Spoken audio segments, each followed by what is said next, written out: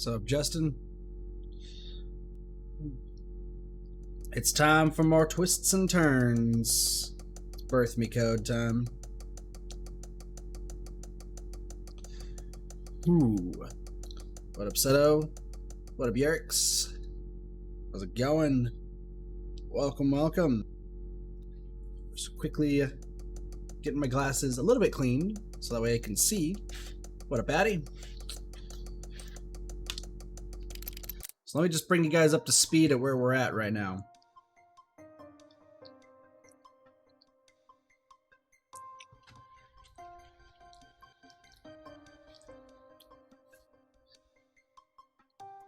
What up, Solo?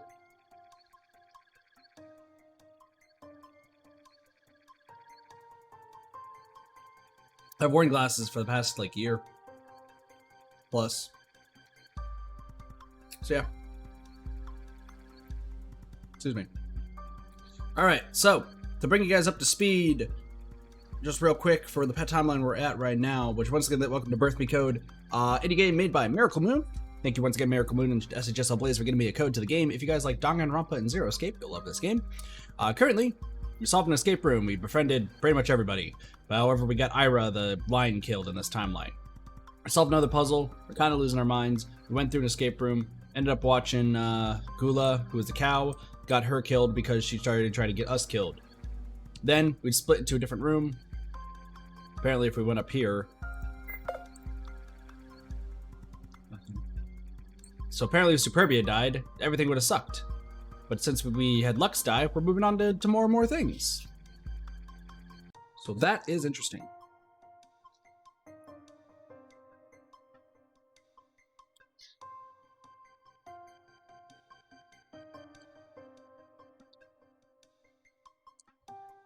I believe I did, Addy, but if you haven't received it yet, I'm gonna write down again. Send you another set of stones. Because no, after the stream I started sending people stuff. So, yep, and Lux died in this one. Lux died. Send Addy stones. I sent you a stack, but if it didn't get to you again, because your name is just Addy, so I don't know why it's not getting to you. Well, we'll figure it out. Anyway, we got a room to deduce. Because we apparently might not be the mastermind, even though we are the mastermind, but we might not be. So let's look around. We got this. There's a keypad here with a bunch of numbers. I can try entering some stuff. Let's see what happens. This was here before. Remember that. This kind of keypad takes 4 inputs. Nothing more and nothing less. That means finding numbers such as 1, 3, 3, 7 are all game. Of course, whatever the number is, it won't be so simple. One good way to be start from 0000 to 0001 to 0002. We don't have that kind of time. And besides, fingers move too slowly for that kind of thing. It's only feasible with a program working off a macro to brute force it. And Cora tried to input something, but the keyboard gave a sharp beep as its only answer. Again and again, she tried number after number, no avail. 000 doesn't work, neither does 1337, 5555, 6969, 8008, or 9001. Guess I'm out of options. Wow, used all of the funny numbers. Possibly, Eddie, possibly.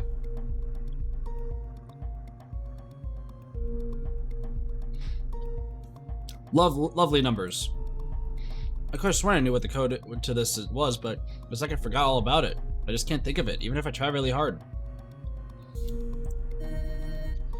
This is locked. Okay.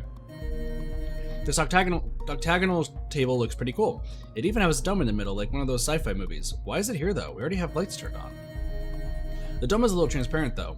I can sort of see symbols at the bottom. And some numbers? I don't know how they add up. It's too hard to see. Wow, bookshelves. Why does every room have bookshelves? And most of them are useless too. Thankfully, this one looks easier to search for once. She pulled a piece of paper from between 2 books. Upon unfolding it, she read its contents rather confused by them. It says half 2 equals 4r equals 2l. Damn. I'm grabbing my note cards.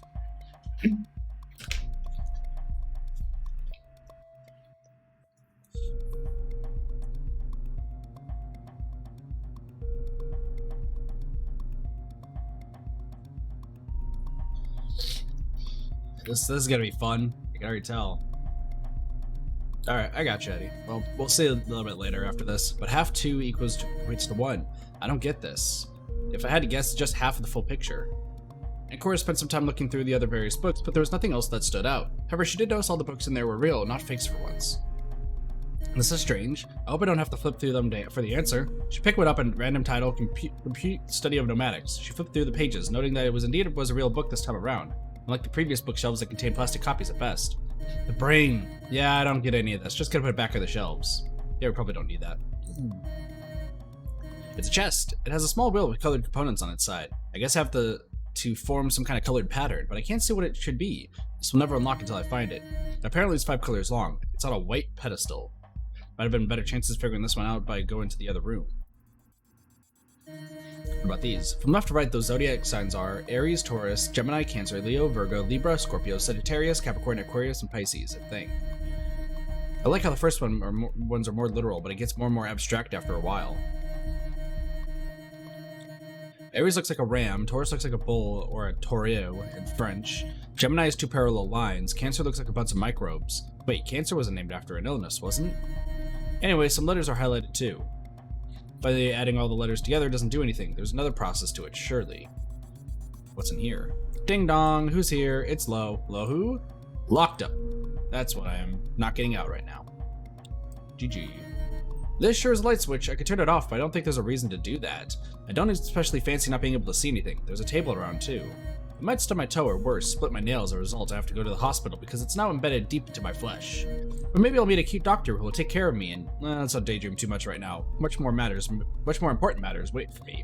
No, we need Maruki. Maruki will find us and then we'll have the best love. He's sexy. Oh wait. What's in here? Well, shit.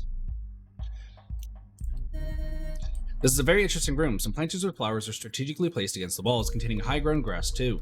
Are those drugs? Can't tell. Doesn't look like any drug I know. Not that you know any drugs, Cora. Stop acting like you've taken any. It's not cool. But anyway, those plants are very peculiar. They climb on walls and form random shapes, it seems. It's kind of hard to make out anything on the wall, but the ceiling has more answers. One of the plants is forming the word kill at the top. Next to it are Leo and Pisces. I would not have to kill anybody to get out of this room.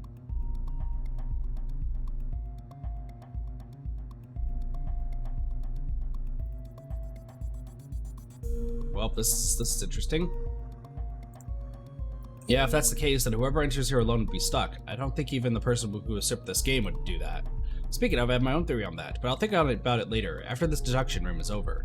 And Cora touched the plants to see if they were real. Indeed, they were in fact, very much alive too. These things must have been grown recently. How fast can plants like these grow, though? You can't do that overnight. This room must have been prepared in advance, and there's something about it that really unsettles me. Some planters are lined up against the wall, the climbing plants coming up of them crisscross together until they reach the ceiling where they split into strange shapes. You even write some words. There's Scorpio from this climbing plant. It's kind of hard to make it out due to the ceiling. I have to look at it in a certain angle.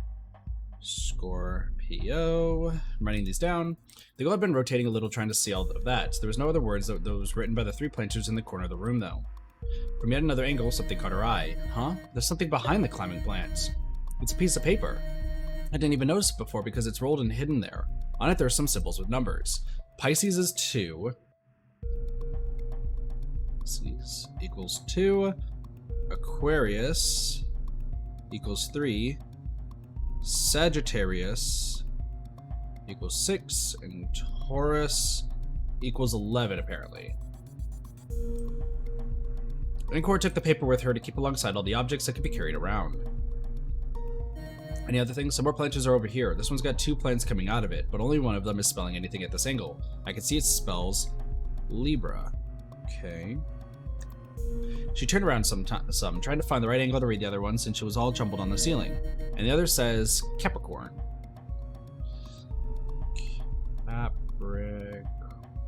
Okay.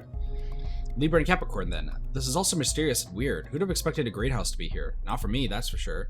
Yeah, and this has been planned before. This room is nothing I was going to do. Is it my aid? Did he take over somehow? The guy who helped me by programming all these funny puzzles. No, can't be. That's just not possible. Not even he would have the kind of wealth needed to do this modification, and without my knowledge, most of all. Yeah, we have to figure out... We had to figure out something. I don't remember what we need to figure out. Been a while. Does anyone remember what we have to figure out? Some beautiful flowers are here.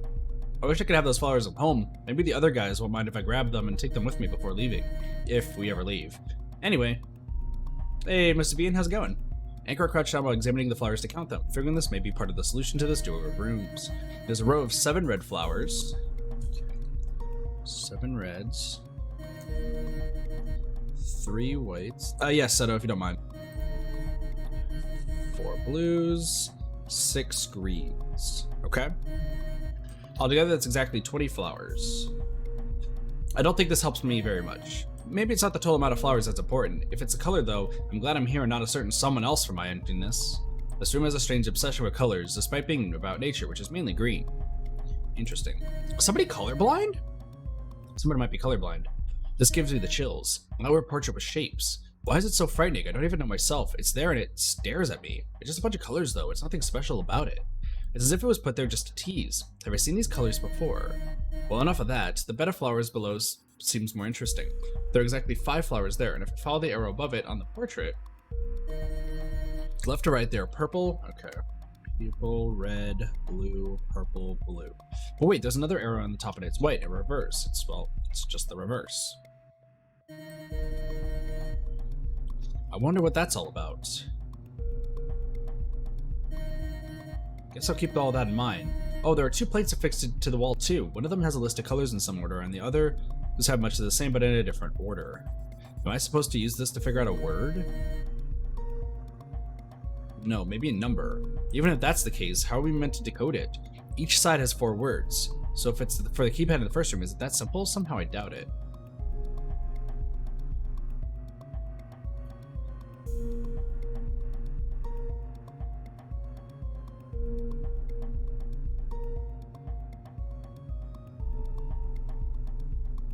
Hey, Zibian, how's it going? What are the keys? What are the keys? Gotcha. Okay, so either... Hold on. I might know the answer to this. I might. Wait.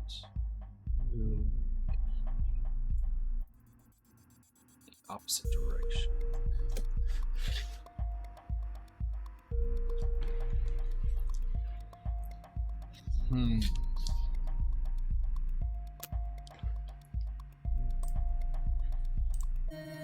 My time's short, so giving this another go without a code won't do me any good. The code must be hidden around here. Was there anything that makes up 4 numbers? Yeah. Side title. Have lights. It's the white puzzle, so the white arrow should be correct. And that's the reverse order of the flowers. Blue, purple, blue, red, purple. That's the cookie. I'm not even sure what that expression means. Inside the chest is just another goddamn paper. On it is written half half 1 equals 1L3R. Okay. But half of 1 is 0.5, not 1L and 3R. None of this makes any sense right now. Feels like that's not the whole picture, or the whole paper as it is. And Cora used her head to crack the code. There's too much to keep track of. I need to think in the greenhouse. It's a lot more calming there and helps me think and make sense of things. Okay. Use your head to crack the code. Use your head, crack the code. If I use my head to crack the code, I think I can do it. In this room, we have a lot of things scattered around the walls and the planters. Even though they're jumbled in 2 different orders, the L and R columns are made of 4 colors. This might be helpful in some way. I already messed with the flowers under the group portrait, so I doubt those are going to be ever used again. I have yet to do anything with the 2 orders. But even if I think about them, the code I need is made of 4 numbers, not 8. For preliminary testing with the number pad, it's 4 numbers long, right? So then, what are the numbers and what order do they go?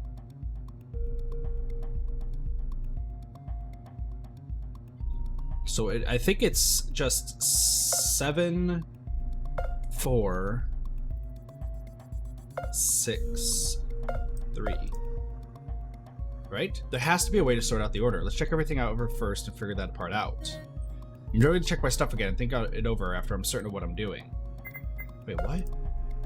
What's my favorite type of game? Puzzle games are pretty fun.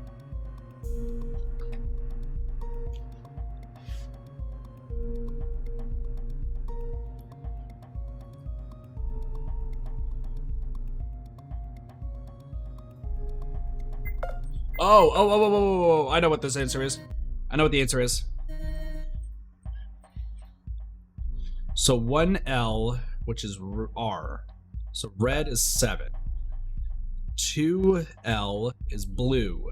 Blue is 4. 3R is green. Green is 6. 4R is red. 7. 7, 4, 6, 7.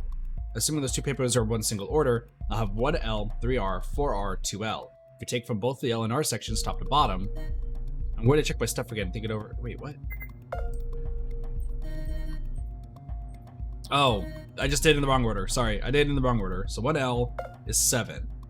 Then 3R is green, which is 6. Then 4R, which is 7. And 2L, which is 4. 7674, right? There you go. The answer is 7674. Got it! 7674. So that means we can now use that code in the stars room on the pillar with the number pad. Cool. 7674. Got it. Now this opened the safe, I think. Was it that easy? I still don't know what the answer to the question is. Oh, it seems I also lit up the table in the middle of the room. Now the dome is giving off a faint light. That's so strange. Yeah, I think this activated the table, whatever it does, and unlocked the safe. It should now be possible to take the stuff from it, most likely the B cards and everything else. But why do I have the odd feeling that it's not everything that's in this room? Is the safe really the end goal? Still don't know what the answer is. Ancora opened the latch to the safe now that it's unlocked. She pilfered its contents and looked at each item in turn. Some of it was surprising. Inside of here we have one single me card. Wait, isn't that too few? Guess I'll talk it with the others over it. There's a key. Its teeth are in the shape of the letter P. Finally, there's a piece of paper. On it written a bunch of stuff. ACSVARTG. Okay. ACSVARTG. I wonder what that's all about. Why are the letters capitalized except for the R? Well, they're probably the first thing because there's Aquarius. Oh. Wait, what? Shoot. Hold on. Have I played Ninjala? Yes. Hold on. I think I figured this out. I think.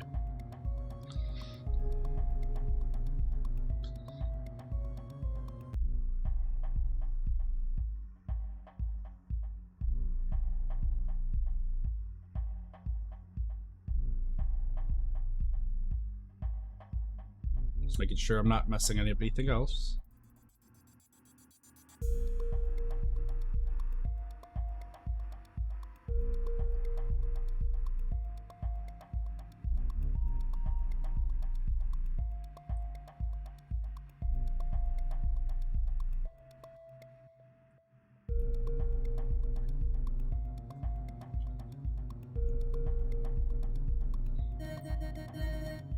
Interesting.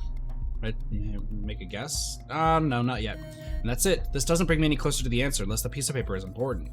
Time was ticking, and Ancora still needed to figure out what the heck was up with this room. Having no one to talk with was certainly taxing on the poor girl. Talking to yourself is probably not the most mentally healthy thing to do, or so would argue many experts in this field. Remember, if you have mental issues, please consult a professional. True. It's sheeple, Xavian. It's sheeple. If it doesn't work once, don't try it again. While closing the door, Ancora spied yet another item inside. She didn't notice it before because perhaps she just didn't want to acknowledge its existence. But now that she was closing the door, there was no helping it. Inside was a shotgun. She pulled out with slight apprehension. Son of a truck. That's the same kind of shotgun that's used in the voting segments. I guess I could take that with me? The rule said everything from the saves was fair game. Ancora closed the door and left the shotgun there for the time being, but it probably wasn't used inside this room. No, it was best used for defense. Its appearance was nothing but trouble. Now that the light dome has been lit, maybe it's worth turning the lights off. It doesn't seem to be displaying anything where the lights are on. And for my next magic trick, I, the magnificent Zachary, will make the light disappear! Yep. And so it was gone. The lights went out when Ancora flipped the switch, revealing patterns exposed in the ceiling. Ah! I can see the light it gives onto the ceiling. There's a bunch of zodiac signs up there with numbers next to them. 4 of them are up there. There's Virgo, numbered 7. Oh god, hold on. Virgo is number 7, Aries is 9, Cap is 4, Scorpio equals 10. Hey, Darkrai, welcome to the stream. You guys are really bad at spelling, apparently.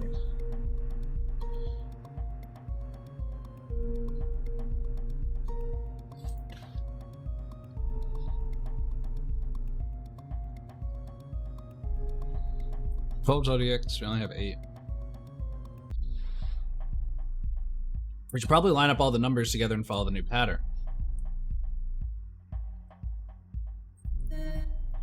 Just sit down. Like I said, the table is abysmal used for tea time.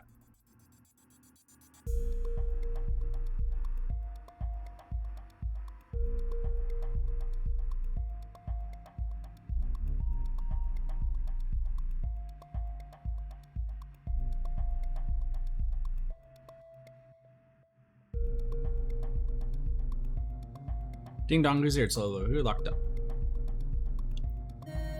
In order from left to right, there's Aries, Taurus, Gemini, Cancer, Leo, Virgo, Libra, Scorpio, Sagittarius, Capricorn, Aquarius, Pisces, ATGC, LV, LSSCAP for short, which is still not very short.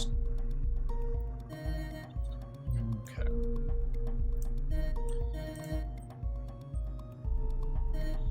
I messed with this. I don't think there's anything else like to it, so let's leave it aside for now. Maybe come back to later if there's another code. No chance of that happening. If they're following the pattern, then I'll have to figure out one code in this room. I can talk to myself. Let's go. Since I'm here alone, I guess I can think aloud. I don't know. Back to the search. Back to the search. Hey Barry, how's it going? And we need to find 4 more, but where is the other 4? Are they hidden in here? No, nothing here. So just like my life. So many books in here, I don't even know where to start. To begin with, I don't like reading that much anyway. I think I'll just leave them here. Some of the books probably are worth a real fortune, though. Some of them look pretty old. Yellow pages. I'm not talking about the titular phone book. Those have been yellowed by time. And could take a look under the bookshelf, too, finding yet another item. 2 pieces of paper in the same location. That's lazy. Anyway, this one's associated... Okay, hold on. Let me rewrite these down. Leo equals 1. Pisces equals 2. Aquarius equals 3. Capricorn equals 4. My day's been good. Hope yours has been good. Cancer is 5.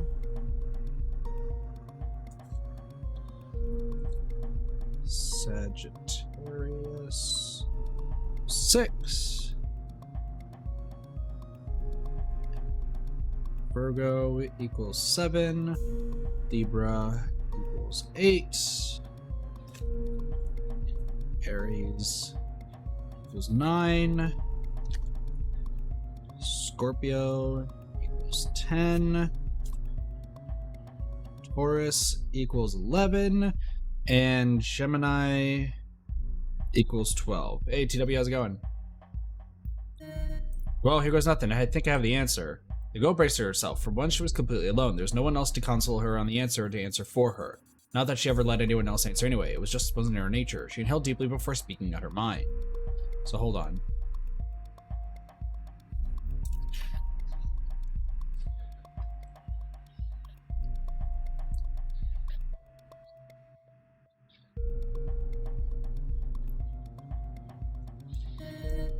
Maybe out. The keys are...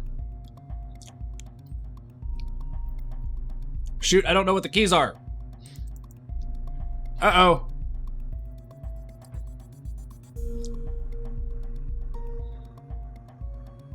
Uh-oh.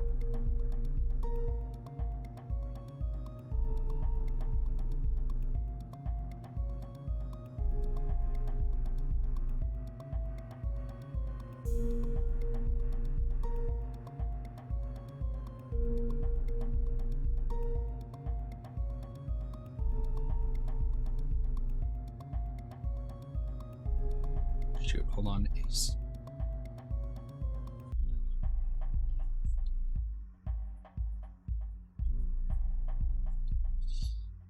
Hold on, I'm figuring this out.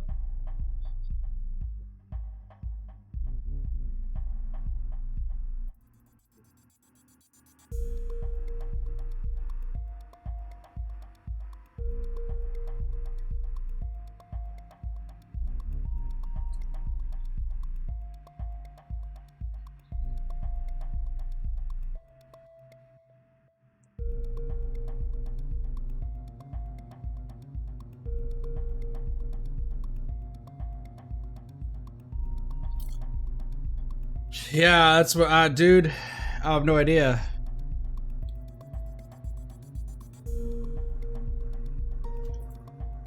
Hold on, items. Let me check the items. Hold on.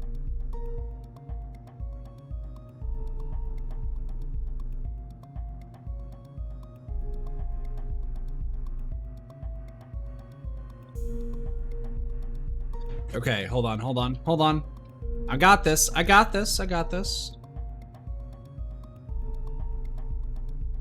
First is various.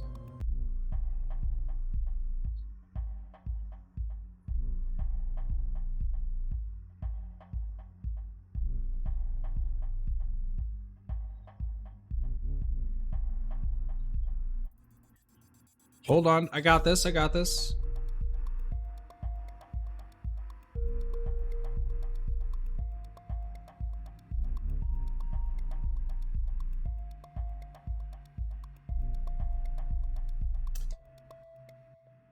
All right, I think I know the answer. Is it anagram? Yeah, it's anagram. But I don't know how that spells it. Then an anagram. The door's lock came undone.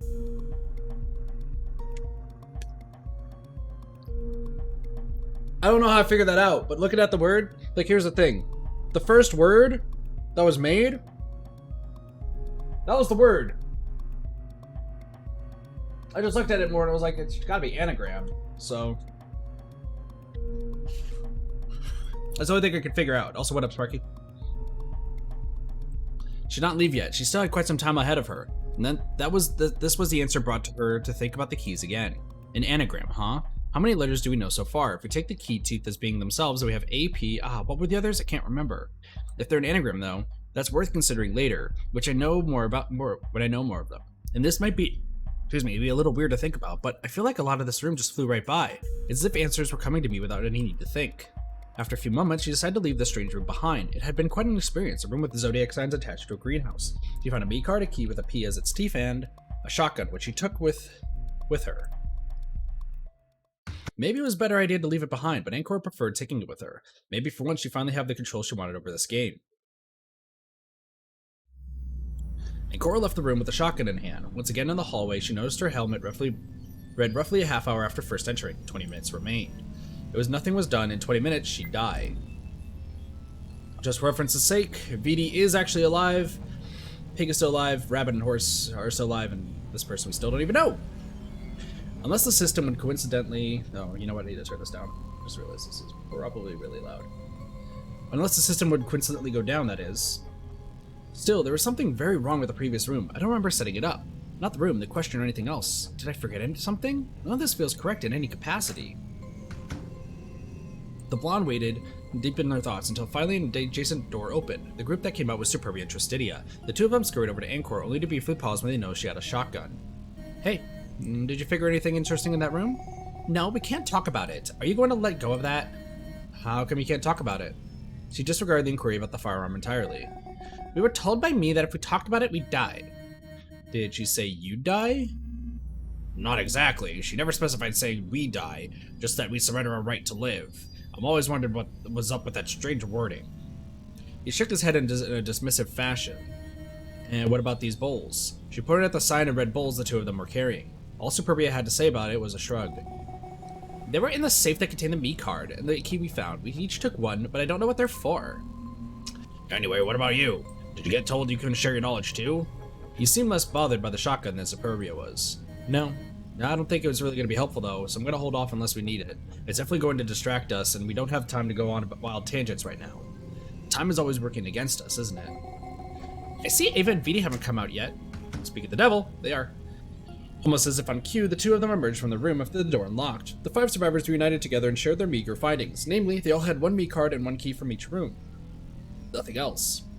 Other than Ancora's shotgun and the 2 bowls. Together this gives us 24 me cards and 9 strange keys. We're missing 15 me cards. Yes, we are. However, I have a bit of a plan, but I can't share it with anyone except for Trist. Why's that? That's what me said. I don't know why either. I just can't tell anyone else. If you excuse me then, I don't have much time and it takes a while to explain, so... Interesting. So, who is controlling this? She reached for Twist's wrist, pulling him away from the others. The two of them vanished into the hallway. Think we should follow them to eavesdrop? Did I just skip something? No. Nah, give them some privacy. The two lovebirds need it in their final moments. And Cora stayed silent. Just kidding. In reality, we can share it with you guys too, but I don't know if it's a good idea for now. I think she just made it up to get away from your gun. If we could fire it, it would solve the problem of needing 2 more deaths at least. I figured it might cause something like that to happen. I have no intention of shooting anyone, and besides, even if me really said that, you haven't been punished for breaking into somewhere you weren't meant to be, right? That's also correct. I guess whoever's behind this is also very fickle, impossible to understand. On another level than humanity as a whole. Marco probably? Probably. So what do we do now? Do we just sit here until the others come fetch us again? That seems to be the plan. At least we're back with our original group, huh, Grumpy Face? I am not a whatever. It didn't seem like she had the energy to oppose Nvidia in such a way anymore. Anchor was just as tired. The entire ordeal was taking a toll on her too, both mentally and physically. True. Also...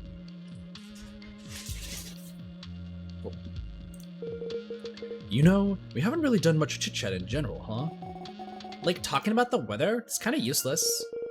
A lot of things are useless, but everything has a point too. Let's say you fire up a random discussion about colors. It's not just about the colors themselves. Of course, what color you like best was never be important, unless, say, you end up dating someone and they want to give you a present in the color you like best. However, just talking about it can be refreshing too. It's the basis of all communication. It's not just about the subject, but also about the manner. How about you approach the subject is interesting too.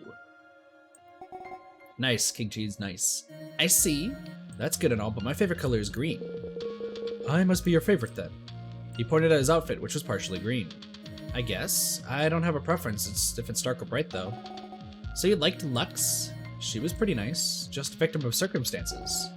Nuh-uh. You keep telling yourself that. You're hella naive, girl. Remember, we're all here for a reason. We've all committed a crime. Whatever she was, she still did that.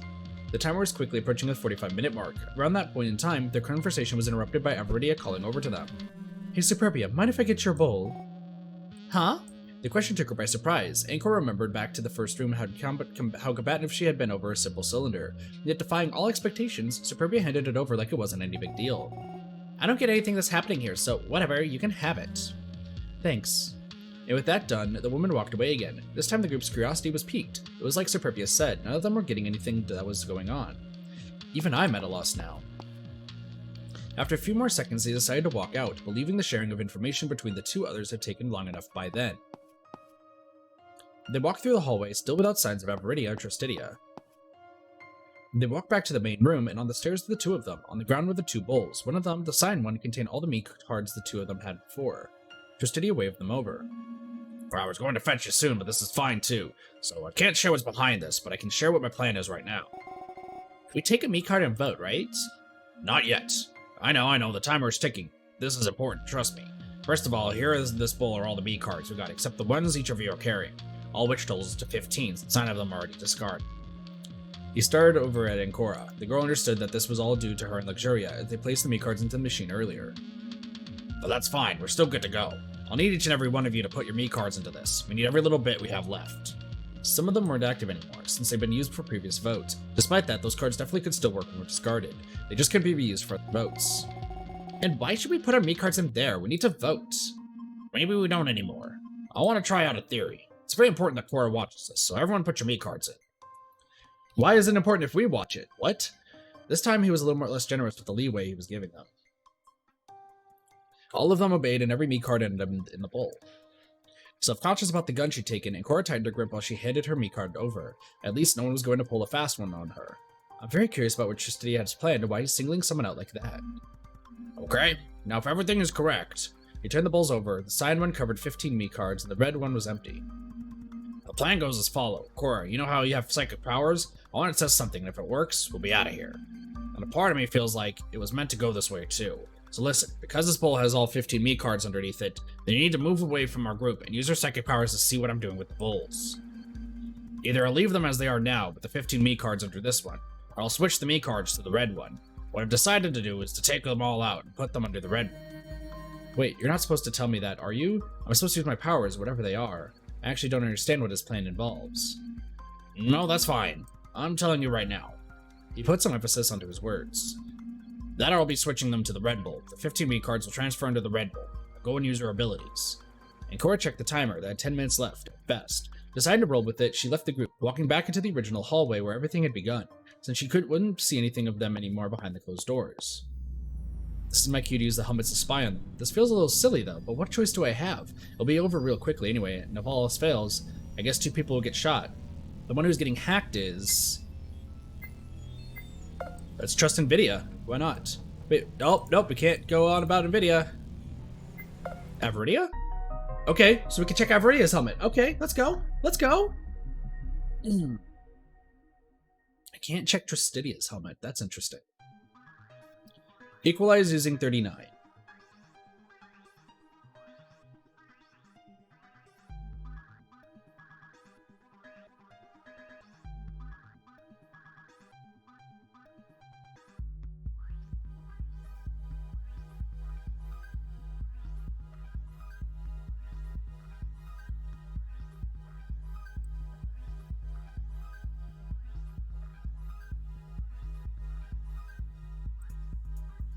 Huh? Well, this is obviously not correct. Yeah, go figure. 39.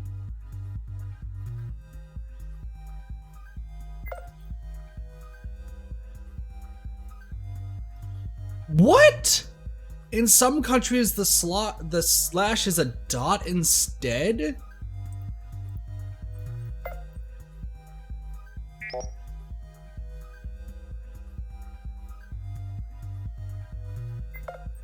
You need a calendar for this one. What? No, it's a calendar. Hey, Baba, what up, Paul? How's it going?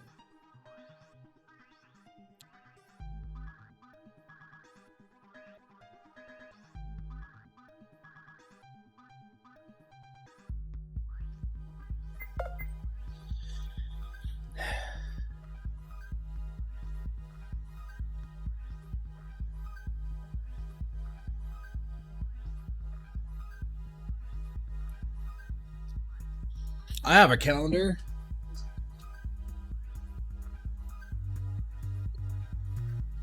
What's to call it?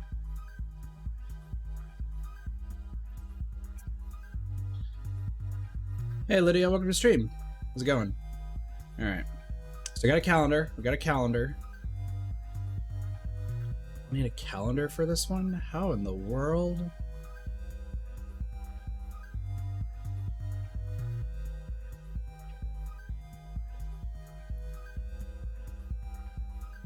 It's on your phone. A calendar is always on your phone.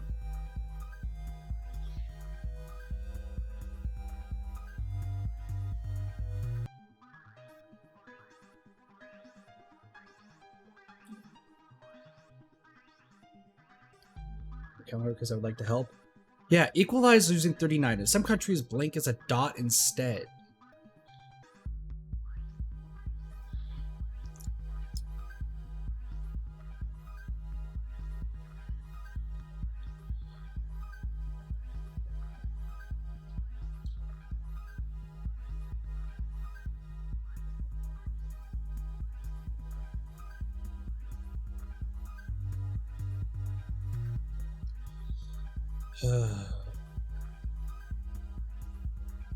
How the hell? Hold on. Oh, I understand what it means. Okay, so this is a date. So like this is March 9th. Or that's October 9th. That's October 9th. It's equal to 39. So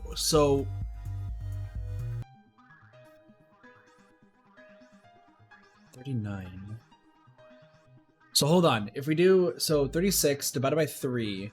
Hold on, 36 plus 3, so that's March. So if we do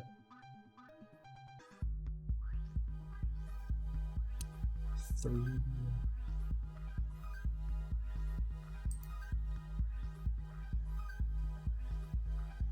Sup, Sparky? Hold on. So, okay, so that has to equal 39. So, what would equate to that? No, it's not divided. So that's why it says you'll need a calendar for this one, because this is a date. This is a date. So what date equals 39? Or you use 39.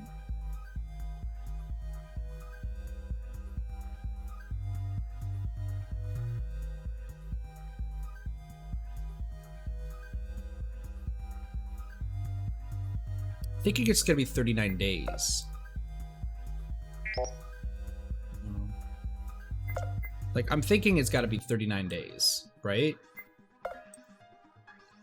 31.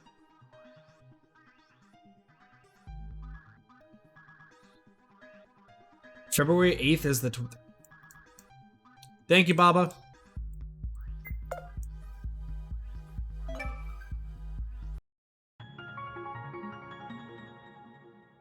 Baba's smart. I'm fine with that one. I'm fine with that answer.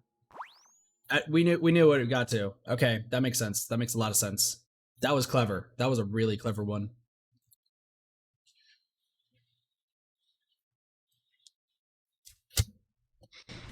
All right, smile and shine. Let's see what happens. Everedia was looking for Ancora, yet the girl had gone elsewhere. Looking around the classrooms, Everedia found her after a few moments. The older woman sat against the wall outside of the classroom, not disturbing her for a few. Ancora didn't give her attention, focusing on her psychic power use. There's something weird about seeing this from a whole different angle. Even if Everedia disturbs the process, it doesn't matter since it won't work. It's not actually psychic powers. How long is this goose chase going to last?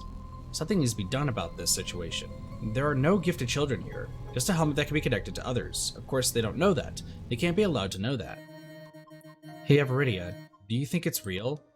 Might as well do small banter, huh? Ancora spoke from inside the classroom. Everedia could hear her clearly anyway, and she shrugged. I don't know. It's completely beyond me. Logic dictates none of this is going to work, but I've seen some strange things today already. Shotguns that don't really shoot you, but you die anyway, voting mechanisms, convoluted puzzles, key cards that look like a lump of plastic with some paint on them, but they work anyway. So who knows? Maybe it works. Maybe it's enough if we just believe things work the way they do. Maybe you do have psychic powers. She giggled a little, but she could tell her words weren't having the effect she wanted. Oh, I'm not making fun of you or anything. I'm just laughing because I guess it's the stress. I just can't take it anymore, you know? I want to leave. It's only been almost 6 hours, but it feels like a lifetime. I've seen death, I've heard torment, I've felt fear, I've gone through the entire spectrum. Except for joy. And joy is when I'll finally be able to leave. Yeah. She didn't have much to say to Everedia's monologue. After that, she tried to call upon her latent psychic abilities again, to very little avail. No matter how much she tried, she just couldn't do it. Everedia remained silent. She instead looked out to the closed doors, into the crossroads. And it was probably better that way. Small banter reassured Cora a little, but it also distracted her. Every time she could call upon those abilities, she was alone. It would be hard to move during that, I guess. Carrying a conversation without seeing her interlocutor is also a problem. Everedia saw Superbia messing with the bowls. She was putting all 15 meat cards under the red bowl. I assumed there had been a mistake before. She's messing with them for fun. One thing's clear at least. Now I know where the meat cards are. After that, Everedia grumbled something while walking back to the classroom Ancora was in. This time she knocked on the door. But then the screen went black.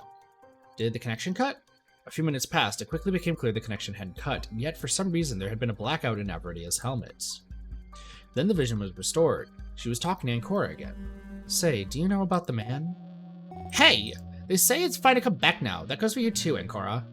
Alright, I did say it should be fine after a few minutes. Well, we're almost out of time to do this bullshit now, so I hope whatever stupidity you idiots are planning is going to actually work, not just rob us all of our lives.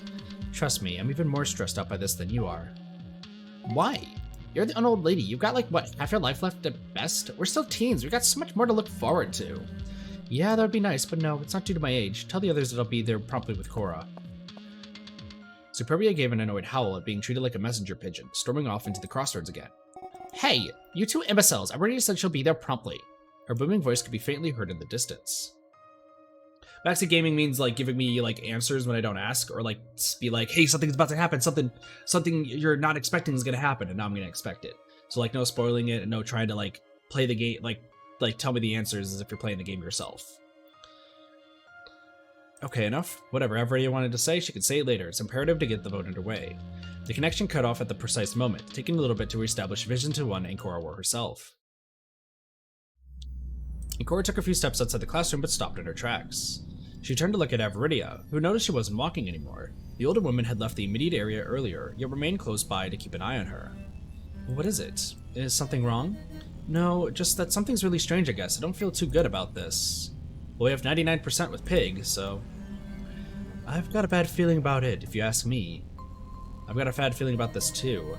The girl noticed she was still carrying the shotgun with her. Right, she found it in the room she investigated before, and for some reason she felt like Avaridia was trustworthy. There was just this part of her that told her.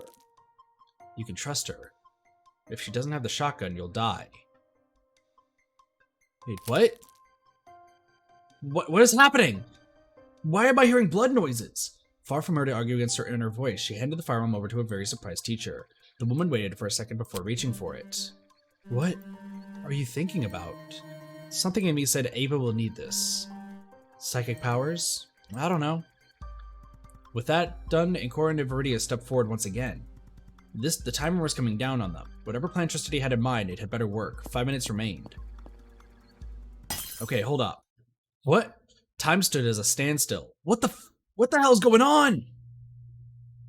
What the hell is going on? This is the most important moment of these 6 hours. Right now, there's a choice to make. Or rather, there are multiple choices to make. I need to determine some things before we move on. Namely, first, I need to determine who the traitor is. But that's not all. I also need to determine what happened to my recordings. Someone messed with my recordings. Is that also the traitor's doing? It's time to deduce. Let's go back all the way back to the very beginning. The first thing that was strange was the metal box. That's right, that box. I don't think that was part of the plan. Did every classroom have a metal box like that? I don't know what's inside, but let's just keep it in mind for now. Next, there's a death. Assuming my emptiness is made of all 7 deadly sins in Latin plus Cora and Pandora, and considering the 9th of them died, the one died was really named Pandora. That's right. The 9th person was Pandora, and their death is the reason behind the group's confusion. But there's a problem with that idea. Namely, I'm Pandora, but also, that would mean I personally engineered and planned for myself to die, which isn't the case. Something is fishy about that death. But let's keep it in mind for now, and move on to the third thing. The third strange thing was the slip-up. The slip-up? Wait, who slipped up? Wait, who slipped up? Did somebody slip up and I'm just not realizing it? I need to clean my glasses before I move on.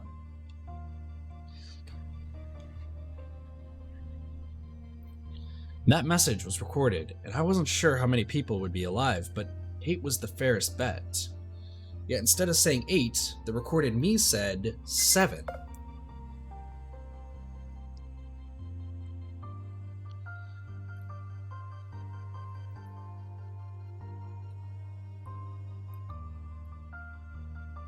What is going on? Hold on, my glasses are like smudged.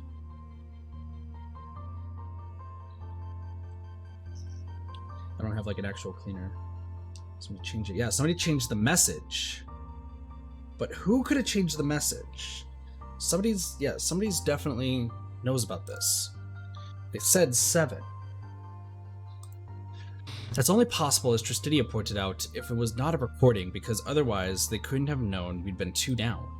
Even if they'd engineered the death of the third person and guessed that someone would die with the vote, you can't guess those are going to be the only deaths. Someone's hijacked my game. I think it's fairly clear about who did it. The person who took over my game is... Video?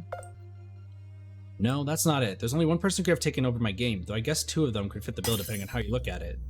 Ugh, does everything add up correctly or did I make a mistake somewhere? No, this is too confusing. I think I made some wrong assumptions in there. I really don't have the time to go over everything again though, so I'm gonna throw a wild guess and say... Oh, if I get it wrong. Uh-oh. Right, it's Superbia. It has to be. Let's go. It was as if all those thoughts rapidly fired all at once, taking over the span of a single moment, and Cora painted in her helmet, registered all of that information. Avaridia had stopped her movements to inquire her state. Are you alright, Cora? Yes. Let's keep going. The blonde joined up with everyone else again. She stood before Tristidia, who had a hand on both bowls. She looked at Nvidia, then at Superbia, then back at the bowls.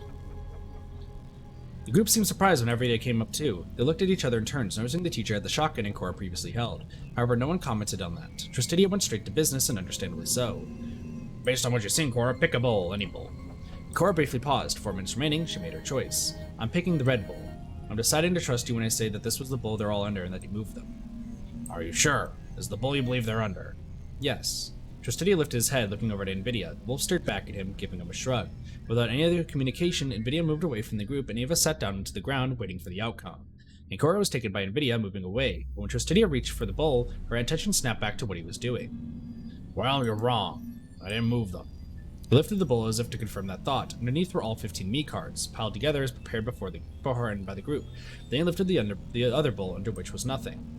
I'm not sure what this means, though. Someone else moved them? Does it mean that this won't work now? What does what mean? What won't work because someone else touched them? What are you talking about? What are you surprised about? What did you expect? I don't actually know. Remember, this was someone else's idea. More like someone else's waste of time. 3 minutes. 3 more minutes, then we're dead. What up, Lori? How's it going? Somehow, the reminder about their lack of time didn't really hit anybody especially hard.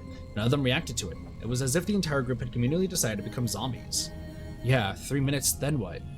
Don't give up here. There's gotta be something to do. We're so close. But Cora sat down too. It was like she also gave up.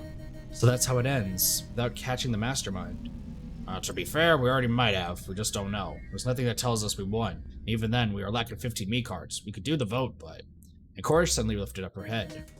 The vote! The vote gives us more time, yes? Remember how it works? We can actually freeze the timer for 20 minutes. Tristidia smacked his hand on the ground before lifting himself up to his feet. Right. The timer could give us more time, but how is it going to work with the me cards? We're missing 15 still. There has to be somewhere we've overlooked, somewhere containing something big. That's an interesting theory, at least. Everybody rose up, carrying her shotgun with her. Where would it be then? Maybe the secret room? Maybe the secret room? And Cora just had a flash of inspiration. If Nvidia found a meat card there, maybe there were others, but with 2 minutes remaining and soon only one, they wouldn't have the time to search it. That meant that they had to do the vote. Someone would die. If we do the votes, then we could buy 10 more minutes in total. Well, something like that. We put in the meat cards with half a minute remaining, then we searched for nearly 10 minutes, come back here quickly and punch in our votes. And then we start a second vote right away, correct? But this means someone dies. No, 2 people will die among the 5 of us. The thought froze the group in the tracks. They all looked at each other. It was clear with this renewed hope that no one would want to be the sacrifice. Just vote for me then. Consider this my last act as peacemaker.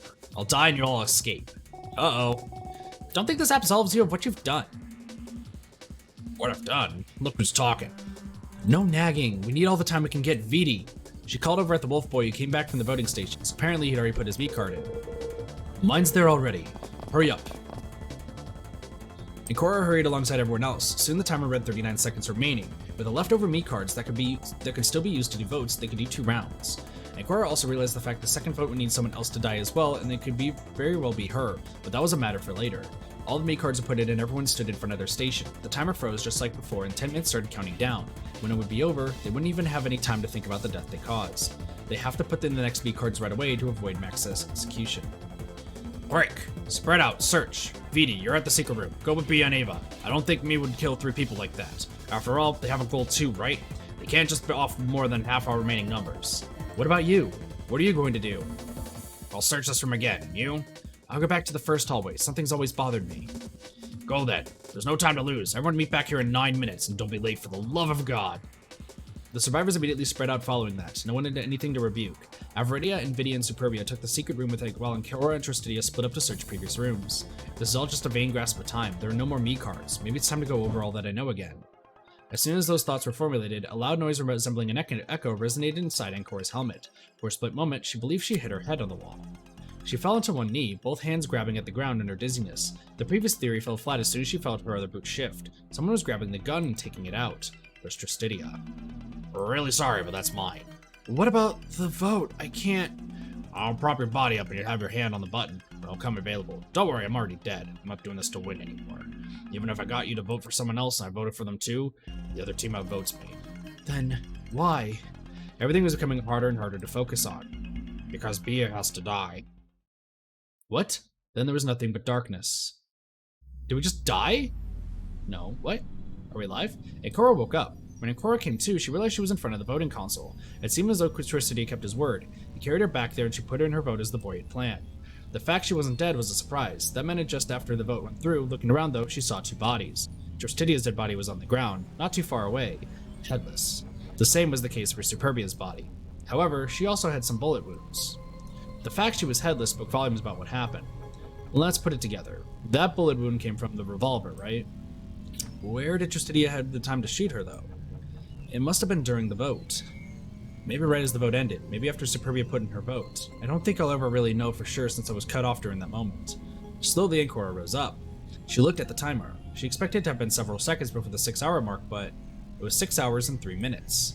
Even if the timer had been paused before, they were over the mark. If that was the case, then she looked around. There were no other bodies. Where did Averidia and Invidia go? Her hand held onto the console to keep her steady before she set off to look for them. If the timer was past the 6-hour mark, then did they do it? Did they have the 39 me cards? Finally, she noticed the console that took the me cards was still open. She took a glance within the object and certain inside was nothing. Why is it open? Why is there nothing inside? Where's the bomb gone? Why did it not blow up? Where did they get the leftover me cards? They weren't in the special room. I know that for a fact.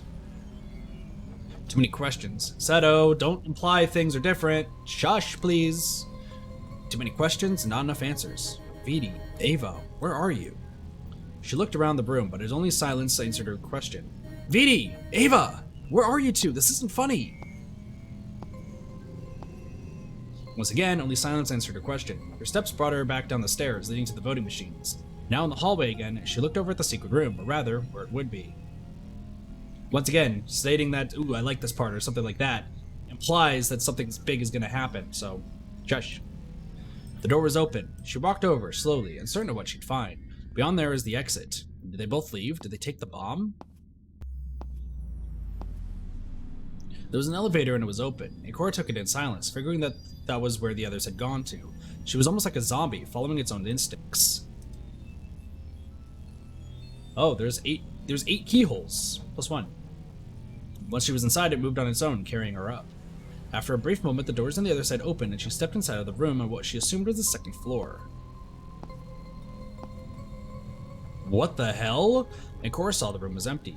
It was a pure white room. The walls were white, the ceiling was white, and it was very little features whatsoever. The air was actually a little unsettling. It was reminding her of one of those padded rooms where they kept crazy people with straitjackets. What was most unsettling, however, wasn't the room filled with strange seats and cables, it was the fact that inside the room was someone. It was her. Immediately, a headache came upon Ancora and she fell to the ground while holding her helmet. That's not possible. That's us! Wait, that's us? That's Ancora! What? That's her. But I'm the other girl, was like her somehow. Ancora didn't believe it was possible though. And yet she was standing right in front of her. Sorry, I'm not sure what's going on. Why are you wearing the same thing as me? Wait, do I know you? I think I remember you. Ancora looked up at the other Ancora. Even on the ground, one thought occupied her mind. She had to leave this place right now. The headache was getting worse the more she spent time in the second Ancora's company. But all she saw were doors to elevators, doors that were closed. She panicked on the ground as the other girl looked upon her with all the shock in the world. Let me out! Let me out! Let me out! And just like that, the helmet closed onto her. Unlike the others, it didn't explode. Due to the careful nature of deduction rooms, the helmets didn't blow up there. They only took their quarry by beheading. This is a deduction room? It was a deduction room. By the time that thought came up, it was already far too late. Ancora's head rolled onto the ground, encased inside the helmet, a scream. The other Ancora was screaming, not like it would matter to Ancora anymore. But she died. She wanted to know who that was, but she couldn't formulate anything. All she could formulate was a thought. A thought that told her if she hacked the rabbit before the second vote, then maybe things might have been different. Wait, what?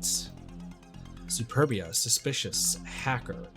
Unfortunately, that was impossible because to hack that helmet, one needed those directives, and now it's far too late. No matter what, she couldn't go back to that moment. No one could. Without any answers out of it, Ancora died.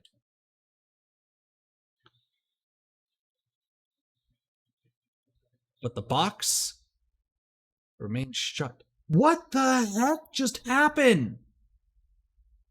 Why was there another me? What did Superbia do? What the hell did Superbia do? What up, Cassie?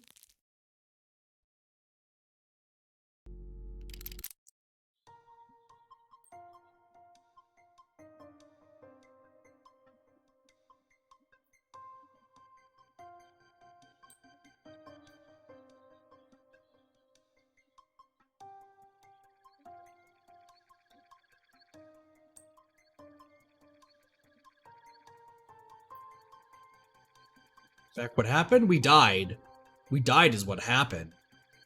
Okay. We got 99% with everybody, which is good, but...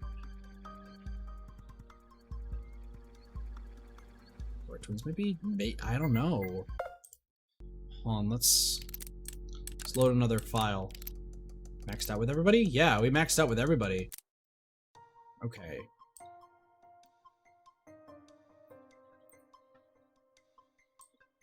Dying is bad. Correct. Okay, so what other options do we have right now? Well, we could do this part up here. Like, if Tristidia kills Superbia. Also, what about here?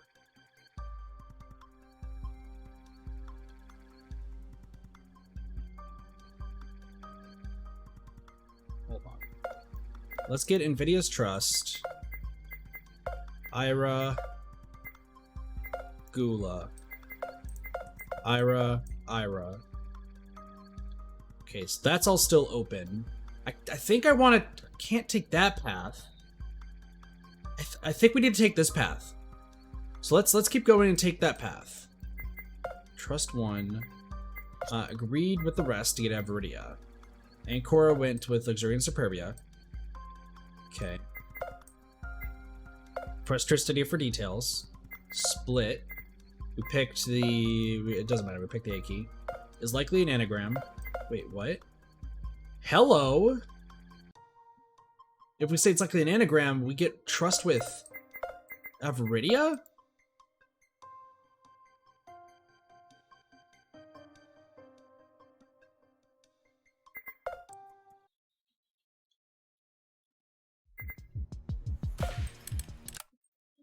Wait, what?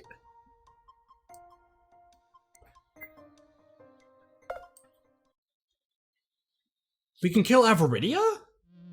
Superbia came by and Cora after the blonde girl left the corner in which she'd previously been exploring. Cora, we're getting back up, I think. Did you get any me cards? So by the way, just for reference's sake right now, just to bring you guys up to speed of what's happened. So I'm gonna, instead of like reviewing all of what's happened here, let me just break it down for you guys of what the timeline is. We end up in a room with Nvidia and Superbia. We befriend Nvidia in the first hall. We get out of the room and we meet everybody else, finding that one person has died. We meet Ira, Avaridia, and Tristidia. We befriend Ira. We do a puzzle, and then we meet Luxuria and Gula. We meet Luxuria and Gula first, where they say that another person has died. We befriend Gula. Isn't no appealing rule? That's true, but, I mean, Ba is the reference of a sheeple, which is this, so that's fine. Then we split and go into Ira's helmet to make Ira be the one who's guilty, and then Ira requests that he dies. And then we go follow and split into two different groups. We solve a puzzle, and we go with the group of, if I recall correctly, Luxuria and Superbia.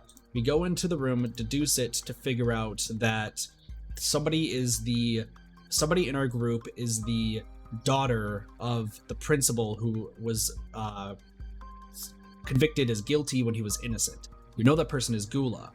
Going here, the AK doesn't matter, and we did an anagram, because the anagram is what we thought like the thing has been. Hi, Fighter, how's it going? But we also hack Avaridia's helmet, and Avaridia kind of walks around a ton, if I recall correctly. So now we need to vote for Avaridia. No idea about anything? No worries. I recommend watching the other streams of this, just to get caught up to speed as to what's happening, Lydia, because this game is super confusing if you're jumping in like right at the end. I'm just being completely honest. So right now we have to do another vote to kill somebody. That's all you need to know right now. Cora, we're getting back up, I think. Did you get any me cards? Cora wasn't ready to go to the vote just yet. Despite to extend the time towards which it would happen, she shook her head despite having found a me card. No, this area was as empty as before. There's gotta be more, right? I bet there are a lot of me cards we just aren't seeing because... You know how we need 39 me cards to finish this? If you calculate it like this, you get 9, 8, 7, 6, 5, and 4. Together they add up to 39. This accounts for 6 hours of votes. You're right. That means we should have found 8 this time around. Oh, a total should be 17, but the rooms only gave us meat cards until we reached 15. By the way, she was dating Ira, who's the first person to die in this route. I'll be fine with 15 since we're 6 left, but VD had one, and now he's gone. Also, at this point, we assume that VD is dead, but he's actually alive. Well, let's gather it up anyway. We can figure this shit out then. She took the lead and Ancora followed behind. The duo made their way back through the Wing A with the goal of regrouping with the others in the crossroads. You know, forget it. What was that all about? I don't know, I feel strange inside, like I'm missing something. Maybe... The girl paused, stopping her moments near the puzzle door. Maybe you're missing Ira. You two were dating, right? And for all you keep saying, I think he needed him more than he needed you. Nonsense, fuck that, he needed... No, please stop. You're deceiving yourself. Look, just figure out what it really meant to you, your companionship with him. Because if you don't figure that out for yourself, I think you won't get a chance to. It's now or never. Superbia remained silent and the two of them walked again. Soon they arrived at the crossroads proper. Yes, that's my idea. Please don't feel bad for me. The group had been in a heated debate over who would be next on the chopping block. Luxuria apparently was making known her idea for the others to vote for her. Gula was supporting her choice, but Tristidia wasn't in agreement with it. Aphrodite was staying on the sidelines as Encore and Superbia approached the survivors. The horse mask boy's tone turned harsher. You're the one of the few I still trust, so it can't be you. You're also the lowest threat of the group. I refuse to vote for you because there are better targets. Well, what's going on? Why does Lux want to be voted out? She says she wants to be voted out because she's fine with it. She's trying to win Q points, and I don't agree with it. You can't be everyone's martyr, Lux. What up, Sapphire? Also, Lux is alive, guys. I know chat loves Lux. Guys, Lux is alive. She ain't dead. Gula's still alive, though, which sucks, but whatever. Well, I agree with her. To be honest, I don't actually care who gets voted for next if it's not me. Ah, the good old selfish routine. I should have expected it. If they agree with it, then there's nothing to do about it. Indeed, my choice has already been made. Luxuria managed to gather 3 votes out of all of them. Superbia, Gula, and herself together almost had the majority already. And all Encore had to do was agree with it. They would have 4, giving the majority regardless of what the others would vote. Yes, correct, Fighter. But first I want to know, Encore, did you get a me card? Should have found one by now. We need to have everyone ready for the vote as soon as possible. Yes, I know we have another hour. Shut up.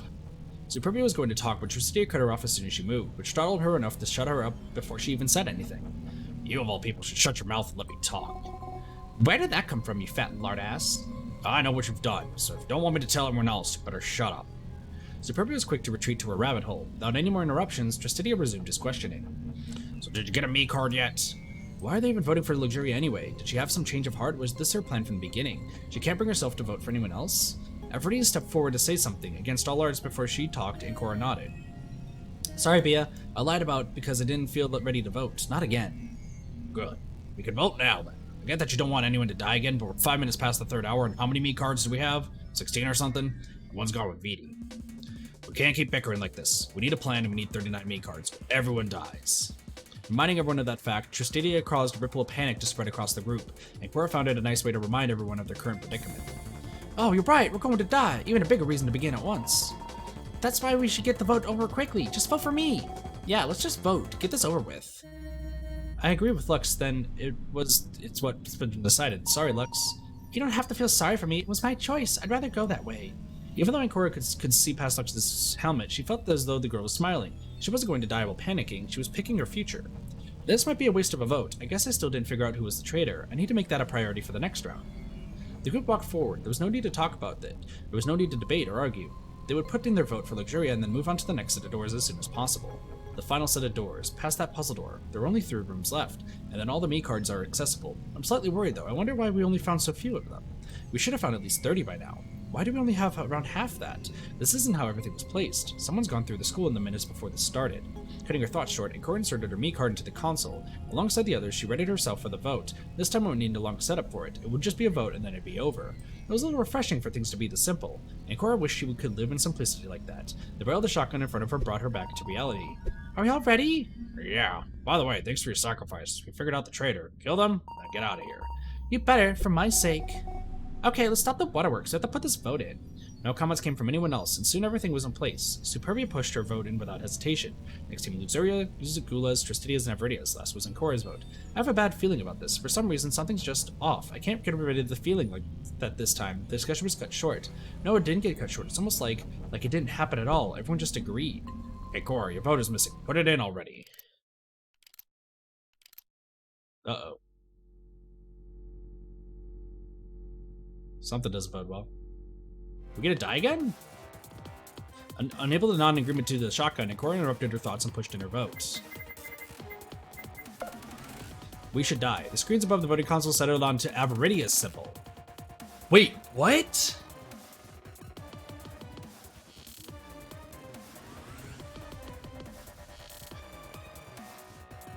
But wait a second.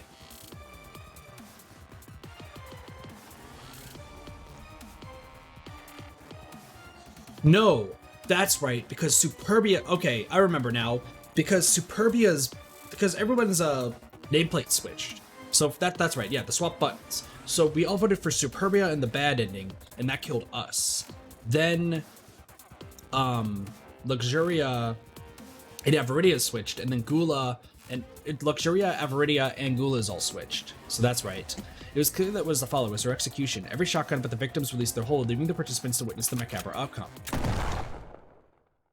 It took only a moment for the gunshot to come. It sounded like it shot Avaridia at point-blank range, but in reality there were no bullet holes in the helmet she wore. Time slowed down. Eventually everything froze. So she died by mistake, a pig blunder. Hello. Who are you? I don't know. Some say my name is Pandora. Hello then, Pandora. I think I'm dead. Are you sure? You don't look dead to me. I can't move. I mean, I can, but it's not a body. What's moving is just my mind. I guess you're dead then, but death is fine too. Yeah, now that you mention it, I guess so. It's kind of hard to make out who's talking. Oh, hold on. Feels like when you talk, I'm talking too. Yeah, we understand this. Where is my note card of whose name is whose? This one? Okay, let me get, I'm getting my stuff ready to write down her name. So we're about to learn Avaridia's name. So we know that Ira is Alex Seville, Luxuria is Nico, Superbia is Annie Sensorsi, and Gula is Lucille Bush-Jolie. It feels like when you talk, I'm talking too. What does it mean? Maybe you're a part of me now. I remember you. Is that so? What kind of person was I? You were a strong woman. You were a teacher who was also clueless. Even though you wanted to protect people, you also wanted to survive. Unfortunately, it looks like you've been had. Been had? How so? Someone tricked others, I think. I'm not sure right now. One thing's for sure, your death wasn't fair. My life isn't fair either. It doesn't mean that it's necessarily against nature. You're right on that one. Do you remember anything about yourself? I don't remember. I do remember my name, I think. What was your name? That can't be my name. Sorry. I guess I don't know after all. What was your name? You really want to know? I can say it, but you'll find it funny. It's not really a woman's name. It's Marco. I know, right? You're silent because you're holding back. No, I'm silent because I'm confused. Why are you confused? Marco wasn't your name. I know what your name was. Your name was Arel Weber. Okay. Arel Weber. Okay, nice name. I like the name. Ah, that's more familiar. Why did I think Marco was my name? I don't have the answer to this question. But I have to go soon. What's going to happen to me? I don't know. I never died. Then how can you talk to me? I take that silence as you don't know either. Well, I was a teacher, and I was probably bad at it. But I'll say, try to think about it. If it can help you, I'll have fulfilled my job. Thanks. I didn't think I'd get counseling from a fading consciousness. Indeed, help comes from the unlikeliest of places. I just hope I won't be judged for my crime. And now I must part. Dust to dust, ashes to ashes. You've surrendered your right to live. I'll now carry your memory. I have no idea, Sparky. And also, what just happened? The teacher, Avaridia, died. Thank you. We killed the wrong person, is what happened. This is not looking good. Ikora came to reality momentarily. Finally, she could see the results of the previous vote, plain as day. Avaridia's body was on the ground.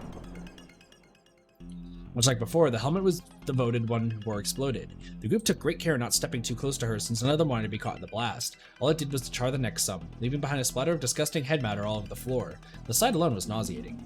We voted for Lux! Finally, Tristidia spoke. He stared at the small girl from the side, watching her like a hawk.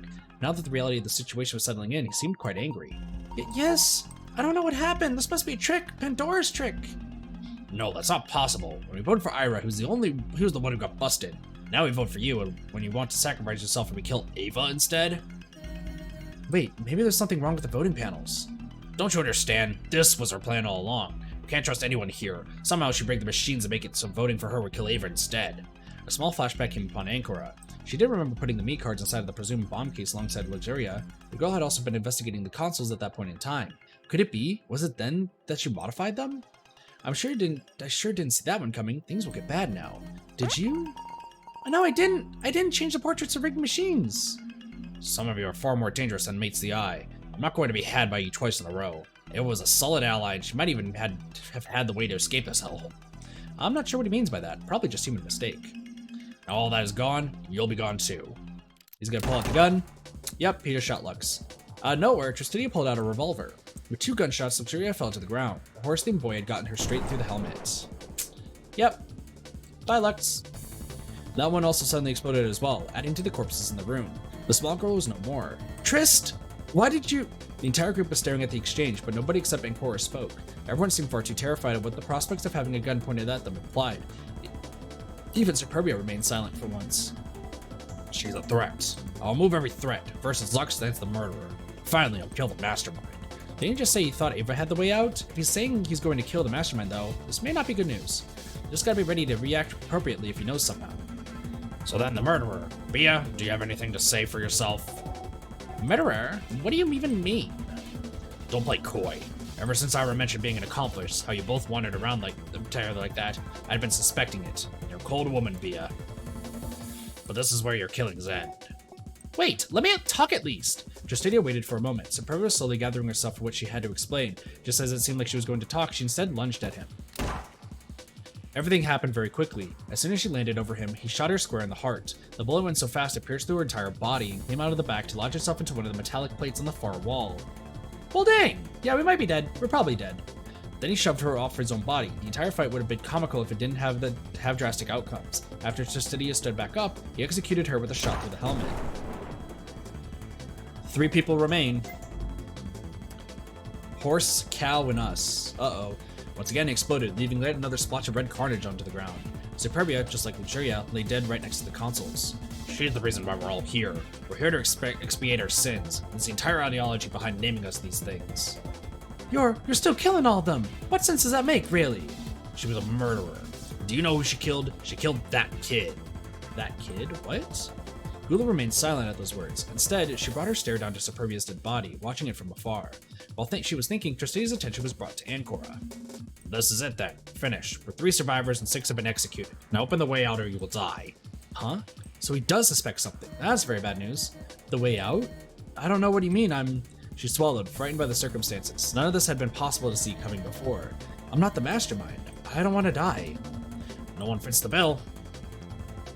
He began walking around while talking. While he was doing so, Ancora was speed thinking of a way out of this predicament, but nothing was coming to her. No one fits the bill. Not a single one of us could be the mastermind. But we all have sins. We all have an involvement in this larger picture. Superbia is the murderer, but that was all just the catalyst. Everyone has an involvement, except you. I have no idea what your crime is. I don't know your name, and I don't even know what you look like, little girl. I don't even think you could organize all this, but I'm out of leads. By process of elimination, you're the only one who could be the mastermind behind all of this. Gula remained silent on the sidelines. She had the forethought of not saying a word to aggravate the situation for herself. That's cool and all, but there's gotta be a way out of this situation. I'm not the mastermind. Only you could be the mastermind. I don't know how, but you are. Now open the goddamn doors or you're next. Acora's hands balled up in fists. She couldn't hold it back anymore. Her own rage was growing too fiercely. I'm no goddamn mastermind. I'm just a girl stuck like everyone else here. Are you going to kill me for that? I will, because if I don't, then the mastermind might still be alive. Suddenly, Tristidia fell down and a large metallic noise rang out as a result of the collision from his body and the helmet onto the floor. What the hell? Ula, stop! Ancora took the chance. She booked it. She ran down the stairs while a gunshot fired. That was his 5th one. He only had one more bullet in that 6-chamber revolver. Uh-oh. If he could only shoot Gula or waste his shot. But Ancora's fervent chase didn't last very long. Tristidia caught up to her after she reached the intersection. Having forgotten the door wasn't open yet, she ran towards it in the puzzle pad. That was when he caught up to her. Damn. And that was when he shot her. I really thought we were going somewhere with this. I guess it was inevitable when all the heck breaks loose like this. Still, I can't go yet. I think there's more to do, but do I have a choice? I suppose I don't, unless a miracle happens. Well, we died. Tristidia caught us and killed us. So that was just to get so that was just to get Avaridia's information. Damn. So we died again. Alright, I'm out of leads on like what we can do. Do I have to answer correctly? I think I have to answer correctly at the thing. Trust NVIDIA more. What? Hold on, what? Trust NVIDIA more. Huh?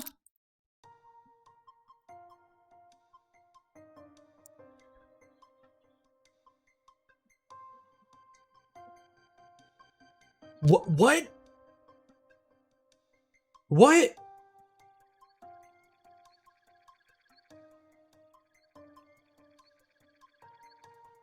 Trust NVIDIA more?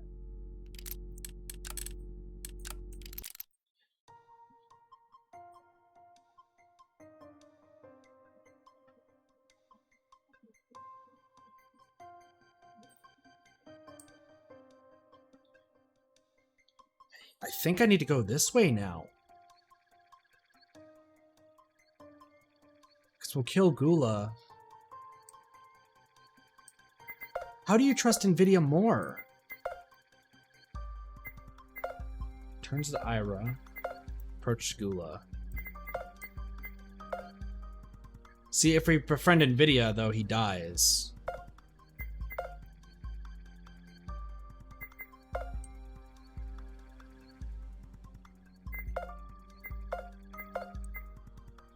Luxurious helmet, we die. Luxurious helmet, we die. Okay, what if we go to NVIDIA and hack anybody's helmet? We die. Luxuria means death, death, and death. So we have to hack Ira's helmet. So now we have to figure out what to do next. We agree with Luxuria. No, we need to agree. If we agree with the rest, I'm starting to think that I need to befriend Luxuria, maybe. No, I don't think this matters, actually. Because we need to press Tristidia for details.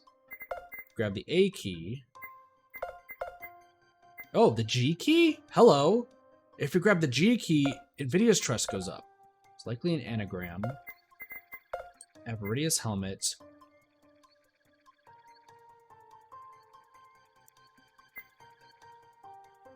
Hey, Sola, how's it going? Why do we have a key? So we've seen this already. We've seen this already. So what happens when we die?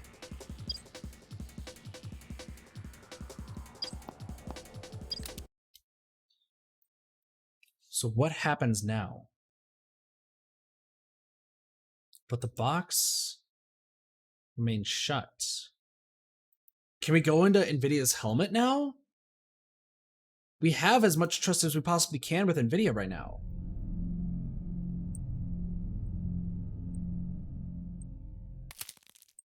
Dead end. Huh? Solve the puzzle. What? See the note from NVIDIA.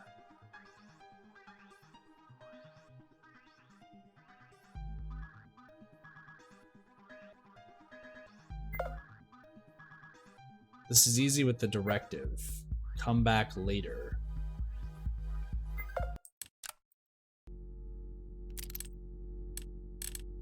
Okay, so we can't do that yet.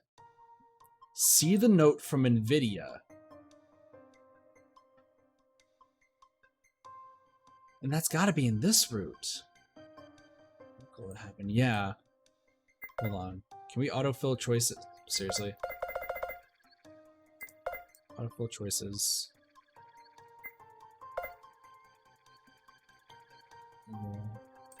Honestly, I'd rather agree with the rest. Alright. We're gonna go here, and we're gonna do nothing to protect Superbia.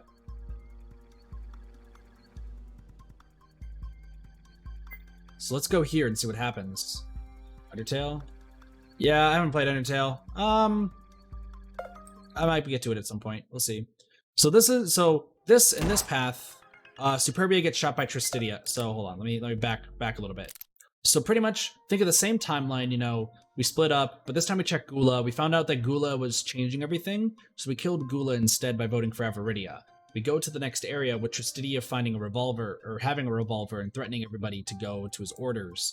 And then we decide that we're going to take out Tristidia, but in doing so, we have to have Superbia get killed. And Cora did not act. The gunshot was nigh instantaneous, and a hole appeared in Superbia's helmet near the middle of her symbol. Almost immediately, her body crumpled down. Hey, Benny, how's it going? The tall bunny girl's helmet exploded, causing everyone to step back in the midst of the dust. Her headless body remained among the group against the wall on its knees, like a macabre result of Encora's inaction. What? What? Ah! Only Ancora didn't react to it, far too shocked to do anything about it. Instead, her body crumpled much like Superbia's, right into Everidia's arms, which weren't there to hold her anymore. The teacher had taken a step back in fright, which meant Ancora hit the cold, hard floor. She pulled herself up with her arms almost immediately after giving a howl of pain. While sat up, her gaze, the helmet's cameras, were fixated upon the corpse of the confrontational girl. The dead body would haunt her thoughts for the next hours, perhaps even days or weeks. It was a thing, no longer a person. Tristitia looked at the group and then stored the gun back into his pants. There, now the danger is averted and our time is safe. There will be peace. It took only a moment for the whole group to regain their senses, but by then it was already 5 past the hour. They only had 55 more minutes before everyone would surrender the right to live. We need to reform the teams. We have rooms to explore now. Are you all aware of this? But you just shot her dead. That was the plan, yes. Luxuria looked over at Ancora, who had risen back to her feet. She replied with a slight shrug, a little like an apology for failing to carry out the plan exactly as convened. Well, I don't think we can solve the rest of the rooms on our own, though. I guess we need to split up the groups like Ancora alone, myself alone, and you 2 others together. That's the only way we have a fighting chance of what's coming, I think. No, there's another solution. Hey, NVIDIA, welcome back. By the way, we thought NVIDIA was dead. He's actually alive. He's just chilling. Out of nowhere, NVIDIA's voice rang. He was in the hallway with them, walking in from the direction of the crossroads. Vidi? She finally spoke up, the shock of seeing him again from fully pulling her out of her stupor. Everyone reacted surprised by his appearance, as she was. I don't have a lot of time to explain just yet. First, we need to form groups to explore rooms. We're all still looking for me cards, right? I still have mine. No, I don't know where the rest are. Yes, I know how to escape now. Yes, me made a mistake. Well, I can't just behead him now. It would look too suspicious. I wonder why it didn't work earlier. Which means that currently our highest priority is to solve the next rooms and get to the next cards. He noticed the dead body on the ground. He didn't settle onto it too much despite clearly being none too happy about it. 3 rooms. 5 people left instead of 4. We can't make it work by having 2 groups of 2. I know I could solve rooms alone, so who's going to be in each team? All of them pondered on it for a very short time. With NVIDIA's sudden return, they forgot about the clock again. It was soon going to hit the 10-minute mark past the hour. If a room took them a full 39 minutes to solve, they had to move soon. Hey Yoshi, how's it going? There needs to be 2 deaths this time. Only 3 survivors, no more than that. This is what the game has been set up to be. I can't change the rules this far in. The next deaths must include the traitor. Normally I go back and change the lineup, but this time, let's just make it simple. Cora, you're with me. Ava and Lux, go. Yo, we're gonna be finally in a room with Tristitia! We've never been in a room with Tristitia before. Everidia and Luxuria took a glance at Tristitia, torn between leaving where the teams were in their favor and asking NVIDIA for details instead. No one wants to be grouped with the killer, huh? That's hilarious, coming from them both. The latter option won, and Everidia demanded some explanations. Okay, but first, what were you doing, Beanie? No time. I'll take the room furthest down the hallway. We're very soon at the 6-hour mark, and we need to find way more Kimi cards still. If we don't find them, we'll all die. I get that, but at least a little answering wouldn't hurt. You're not dead even if me said he would be. What did you do? We can all do it and never suffer punishment. No, we can't do it. It was a mistake in the first place. I'm sure if we plan to do it, all of us, then we all get beheaded this time around. If you really want to know, I found the exit, but can't take it until we have all those 9 strange keys. He showed one of his own. It was the key Ancora traded to him before. There's a metal plate that you can open by pressing in specific spots, next to the stairs leading to the voting machines. Behind that is a room that's seemingly cut off from the radio and mechanism interference. Welcome back, Addy. The moment I made it through, it was cut off from all communication. If we go there, we're no longer reachable, but I don't think we're supposed to know that place existed until we put all the me cards in. Is it a problem? If we go in there, then we can't get beheaded like... She pushed her foot towards Bia's corpse. The first time was a random chance, Lux. I stumbled onto it, and Pandora must not have seen me. Now Pandora knows. Whatever's monitoring that place will be looked at much more closely. Luxuria eventually gave up and went away with Everidia. The older woman pulled Luxuria over into the nearest room onto the side, closing the door to start solving that deduction room. Everyone else saw fit to drop the topic for now too. Excuse me. After the 2 were gone, NVIDIA spoke about his departure again to expand on one of his thoughts before the 3 would split up. What baffles me the most is... He pulled out a second me card. There was a me card in that room. I think we're supposed to figure it out early somehow, even though it's clearly off limits. I don't understand what the Mastermind is thinking. Anyway, we have our groups ready, right? Cora, you're with Trist? I guess that's fine by me. Scared? I don't have any reason to shoot anyone. Not yet, anyway, until the vote. Some thought caused him to pause in the middle of his speech. Until the vote. We'll all die at 6 hours, right? Why does it matter? Well, if we fulfill all the conditions by 6, this means 6 of us must die. But if we don't fulfill the conditions, it doesn't matter. Nobody else has to die then. The fact the bomb's going to kill us all notwithstanding. Right, well, we should hurry anyway. Let's talk about this after we're still alive in 40 minutes. 39 minutes. Yeah, don't look too much at the details or your world might come undone. Good ol' Nvidia. Good ol' Nvidia. No worries, Eddie. He waved, departing from the two of them shortly thereafter. Justinian and Cora remained alone. Deciding to not waste any time, the horse were walked towards the other nearest door, as Nvidia had gone for the one farthest away. We still have no trust with Trist. I wonder if he's really going to be fine doing it alone. If he doesn't leave, everyone's in deep mud. What the heck? Where is this place? What is going on here? And Cora followed after him and soon they stepped into a strange room. It was one of the many classrooms on the outer edge of Wing A, but what was inside was clearly not a classroom at all. It was very spacious and it had two large cylinders spanning floor to ceiling. They were both adorned of a lot of mechanisms and cogs, as well as a long wire connecting to them. Smaller cylinders guarded the entire room alongside them. Due to the strange nature of the room, the two people in it barely had any time to take in its weird appearance before me appeared to them again, at exactly 39 seconds on the dot. Both their visions were taken by her while the door locked itself. Okay. This is in a very important room. The question you will have to answer in this room, however, is for you and you alone. If you give the answer to anyone outside of this room, you will immediately surrender your right to live. Oh, so this is the room that Trist and Superbia know. So what? So we can't give this answer to anybody. What is going on? Do you understand? This knowledge is for your group and no one else. This particular room's question is, who is your true enemy?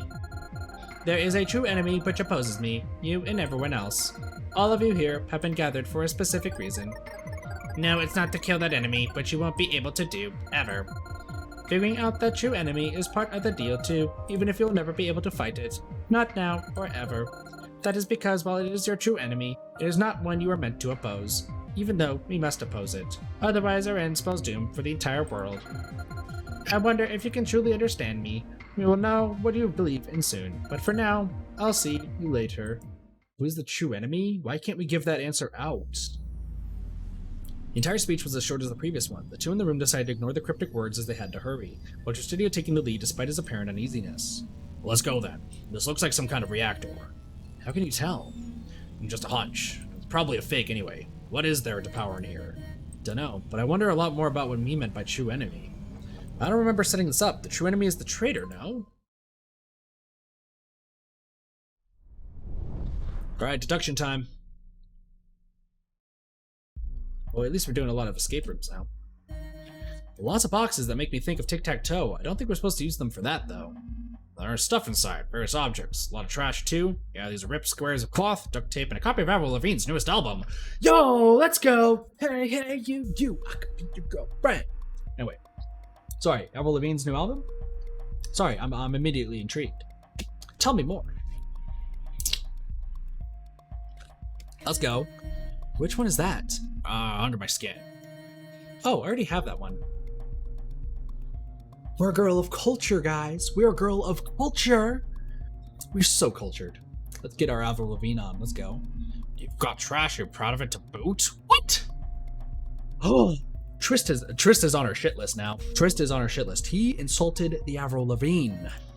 Hey, I like it. None of my business anyway. There's a lot of stuff in here. One thing stands out. One of these boxes is Metal Gear. Metal Gear? Seems like the kind of thing we need in this room, in a room like this. Let's carry it. There's also a key in the same box. Good thing I took this gear or I would never have seen it. He moved the key, showing it to Ancora. The key is to access the second room. There's nothing else here would unlock. This is said to contain acid. There's also a strange floating part in there. We probably need to get to it, but how? Snake! Snake! Snake! Yeah, True Fighter. That's a lot of references. The side of the cylinder is an output.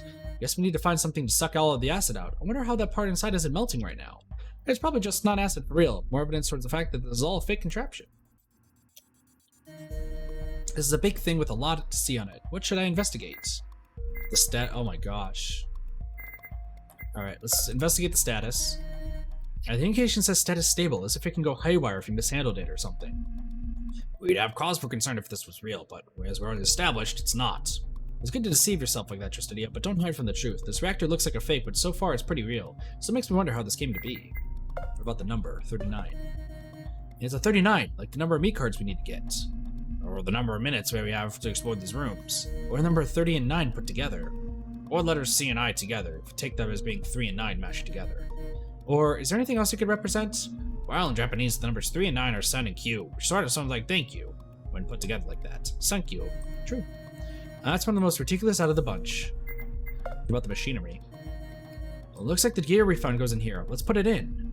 Careful, there's a grid over it, so we have to open it first. Vancora just jammed her hand into it, yanking it out afterwards. The grid hadn't been electrocuted or anything, and it very easily came off, at the expense of Vancora's hand, which was now bleeding a little. Ouch! What did you think would happen? He shook his head, sliding the gear inside and attaching it to the pole. Soon the gears began spinning together. What they did wasn't clear. Got anything for this cut? One of those boxes at the back has some. You're in luck. Too much luck. The two of them left the reactor alone to go patch up Vancora's hand. Really ought to be more careful. We're dealing with potentially dangerous hardware here. Not that it's really a reactor, since I believe it's a fake, but a fake can still hurt. Hey, I'll be fine. It's just a tiny cut. Out of anyone, I feel like Tristity has the least amount of rights to speak of being cautious. Well, at least that helped us, since I just found this piece of paper too. It was lodged between two gears. He held it up to her, and Cora read it aloud. But we're missing 15 of them. 15 of what? What's missing? I'm not sure. I think this number may be important, though. Alright, the left panel? This is some circular opening. Maybe a tube goes in here or something. Or is it an output? Well, let's be on the lookout for a tube then. What about the right panel? Well, this looks broken. No, it doesn't just look broken. It's pretty sure it's broken. Something's missing inside, and I can't screw the panel back onto it. Me. All of me. All of me loves all of you. What's your verdict? Well, let's come back after we find whatever it is that's missing. Something to screw the panel back on. I don't think whatever it does will work unless it's fixed. Not to mention the console on the ceiling needs to be properly operated first too. There's a console on the ceiling? Holy crap. This looks daunting. I better keep this for when I have an idea what to do with it. Like if I found all the elements to work out into a code or another. The panel at the top takes 4 numbers, so how do we even reach that? These tubes look really high tech. This makes me wonder if we're still in the present, because it's sure starting to look like we're hundreds of years in the future right now. Yeah, no, we're missing me cards, absolutely. We're missing a lot of them, but I don't think it's 15. We're in the present still, don't worry. Everything here looks impossible because it is. Nothing but replicated hardware, if I have to guess. He shoved his hand against the side of one of the tubes. The mechanism pushed up, sinking against the wall some. See? It's really not heavy. Sure looks like it from here. Nicora tried to do as much of the same with another one, but that one wasn't having any of it. The annoyance she felt due to her failure in lifting this fake object made Tristidia laugh. Hey, don't be mean like that. Sorry, didn't mean it that way. I guess you're still a girl, huh? What does that even mean? I guess I just have more muscle mass, that's all. Yeah, you're doing well on those Big Macs, buddy. Nicora stared at him for a moment. He understood what she was implying, raising his hands defensively in front of himself as though denying the thought. Hey, who's the main one now? Listen, I know you're a little pudgy, buddy, but still. It's locked. Straight to the point. And investigate it, but we already know what we have to do to leave. And it's not being blinding messing with the store. Let's go in here. Since the two of them had found the key, it was ridiculously easy to get access to the second room. It took them only a second to twist the key in the lock. And now we can move further in. So let's see what's in this room. The same thing on the other side? What? Okay. Look, it's a big tube. We can take it between the rooms as needed. Think you can carry it? I feel like we should just leave it here until we find a purpose for it. It's a little cumbersome. Alright then. Now you know it's here at least. Well, we know what to do with it though. To be or not to be? Lol. Well, this room is almost a perfect replica of the previous room. It's got the same kind of things around it, like these tubes. It's 2 reactors? Maybe one's a fake and the other's real? Or maybe they're both fakes. I still don't think this is a real reactor. I've seen this place before, you know? It's not here. How'd you see it? Somewhere my father worked at. They had this large red cross-like emblem fixed above the door, and there were a bunch of gruff guys doing experiments. He took me there once on their yearly Bring Your Kid to Work day. He doesn't work there anymore, though. He's been working there for a long time before that. I still don't know where he left. The pay was apparently really, really good. Difference of interests? Maybe a clash of morals. Science can sometimes be a little, you know, maybe. Not that I'll ever know if I asked him now. And Cora had a bad feeling over it. She decided to change the subject, figuring that he was dead or something like that. Anybody who quits from something as shady as that probably ends up dead. So anyway then, this is a replica of the reactor there? Yeah, I'd only seen it through a window, but I remember it mesmerized me. It marked me and I would know what this is even after 20 years without seeing it. These things are in a constant movement though. Not that now they're not moving. The reactor is a lot less monstrous than my memories, but it's because it's a fake and thus not active. He gave a light shove onto one of the strange metallic structures. Something broke from it and rolled away onto the ground. See? It's falling apart on its own. Wait, that's not part of the mechanism. And Cora reached for it, finding out that it was a coin. So Trist's father used to work at a really high-paying establishment. Nice. Maybe this is useful. Let's keep it with us. Who knows if we'll need it here. And if we don't, then we're just a little richer. And risk losing our head? I won't take anything out of these rooms unless they're from the safe that contains our me cards. Yeah, that's probably a better idea. Turns out there's no tricking him into doing it and eliminating him that way, huh? Yeah, what about these boxes? Now I have to wonder why there's these boxes strewn about. They don't contain much of anything in general, just random knickknacks. He addressed Ancora as she approached the boxes. Some of them were open, others were still shut tight. From what she could see of each, he wasn't wrong. They didn't contain anything spectacular. You'd think these things would be used to carry dangerous stuff. Like what? Like a gun? Maybe, if you want to believe that. No, I don't wanna. Speaking of, what are you gonna do with yours? Trustee still had the gun in his pocket, and Corey could see the handle sticking out the whole time. I don't know yet. I'd rather only carry it for protection, but it's just as obvious it should be used here in case of emergencies. And we're in an emergency. Well, okay then, but that reminded me about the word emergency. What about it? It makes me think of emergence, even though both of them have nothing to do with each other. Specifically, emergence is when two things interacting together for something neither have alone. Does dude have to live? I don't know if he has to live, but right now we have zero trust with him, so I don't think I think he's gonna kill us at some point. You lost me a little. He's killed us actually in 3 different endings, fun fact. Or dead ends. You lost me a little. I just wanted to talk about the emergency exits. Well, what do you mean? And Cora was starting to wonder if all of this was truly needed, but at this point she just had to pursue the topic. Otherwise she could be seen as impolite or testing his patience. And it's not like she wanted to test a guy who held a gun. I don't think you shoot over it. It's safer this way, I guess. Take a person on a bicycle. A person can run, but there's no smooth forward movement. Meanwhile, the bicycle could provide that movement, but it can't do it on its own. Hence, the emergence happens when both combine and fulfill that. There are other examples out there, but this is the simplest one to digest, I think. It's a little like how a pencil could write, but only if your body, which can't write without a tool, makes use of it. Or when wind creates waves onto the surface of water. Like that, yeah. Or like when your television alone can't display the channel, but with the signal coming from the small terminal used to relay it, like a satellite, you can watch TV. So a little like these helmets, since they display what's outside of them. No, not like the helmets. We can see without the helmets. Yeah, right. Well, that was interesting, but we have to get moving, I think.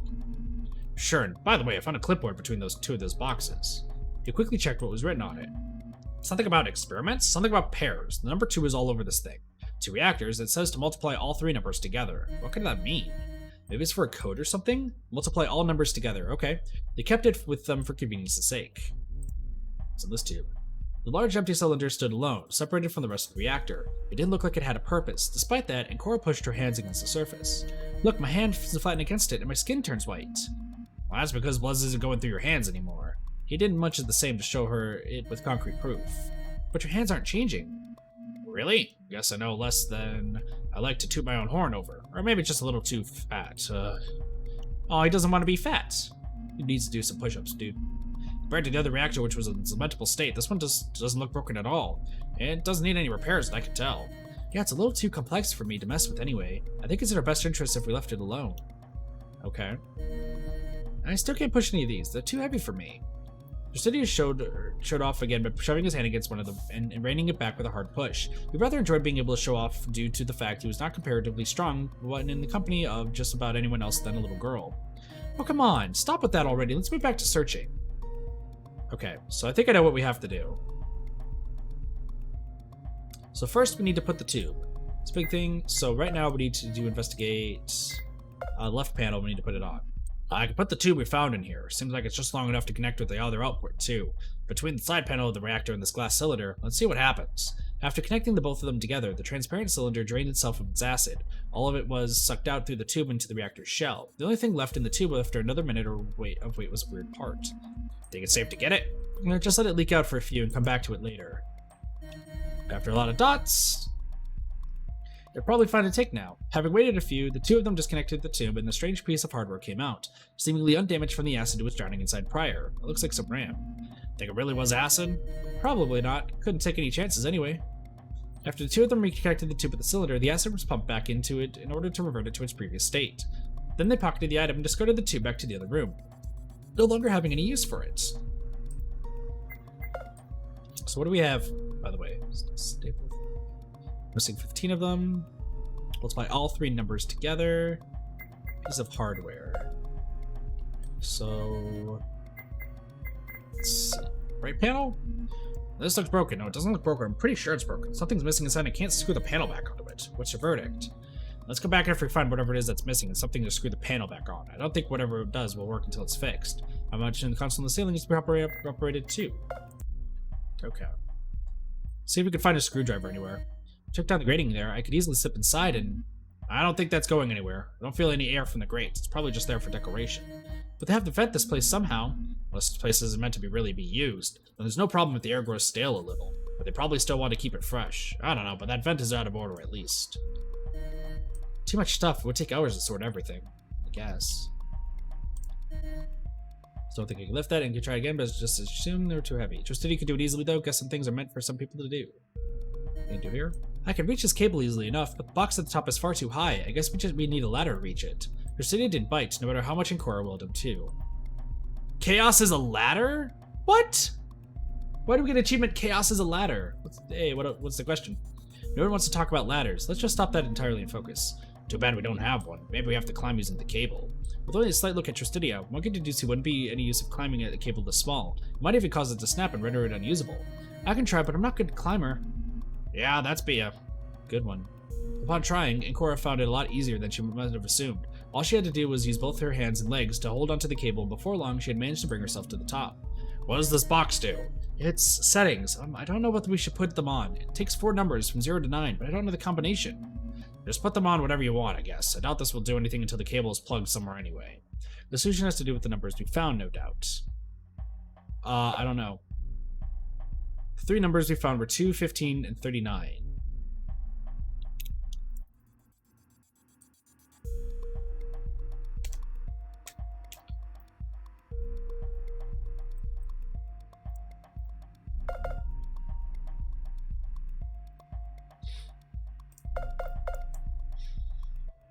There you go. Combining all of them together, by the way, I have no question, no worries. Multiplying them all together gets you 1170. There you go, the answer was 1170. After putting in the 4 numbers, Encora came down from the box, sliding down along the cable until she was back to the ground.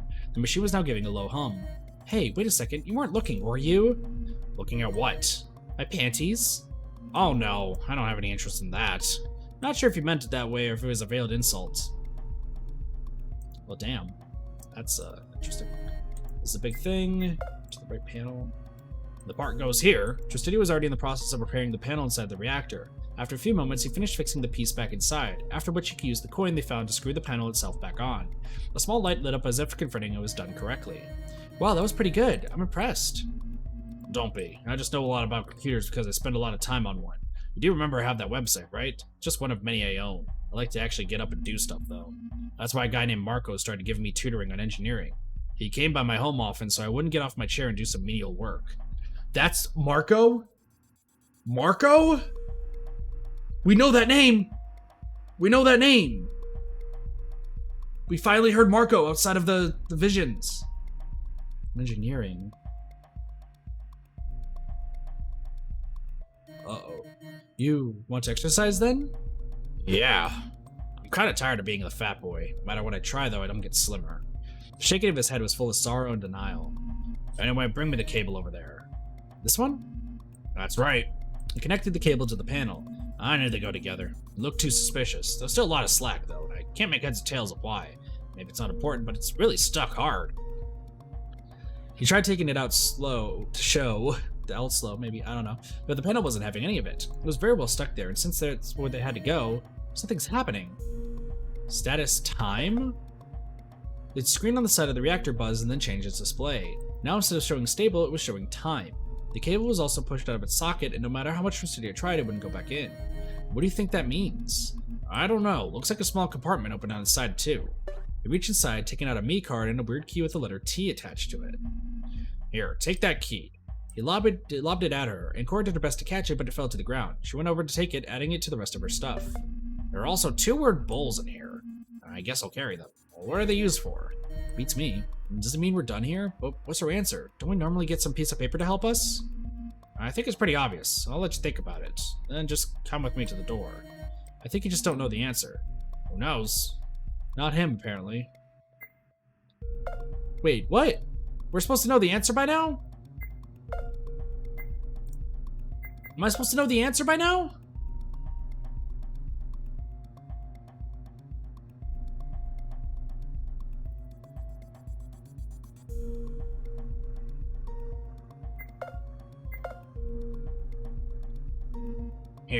Here we are then, ready to leave. Not that much time passed either, definitely good. About the answer, do you still not know it? No, I know it. No, I know it. And Cora looked at her hands in slight contemplation. After a minute or so, Tristidia nudged her out with an elbow. Too scared to say it? Something like that. You know how we die if we get it wrong. Well, the answer is to... No, stop, it's fine. I know the answer.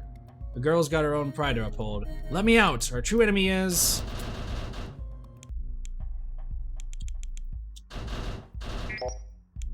Too small scope.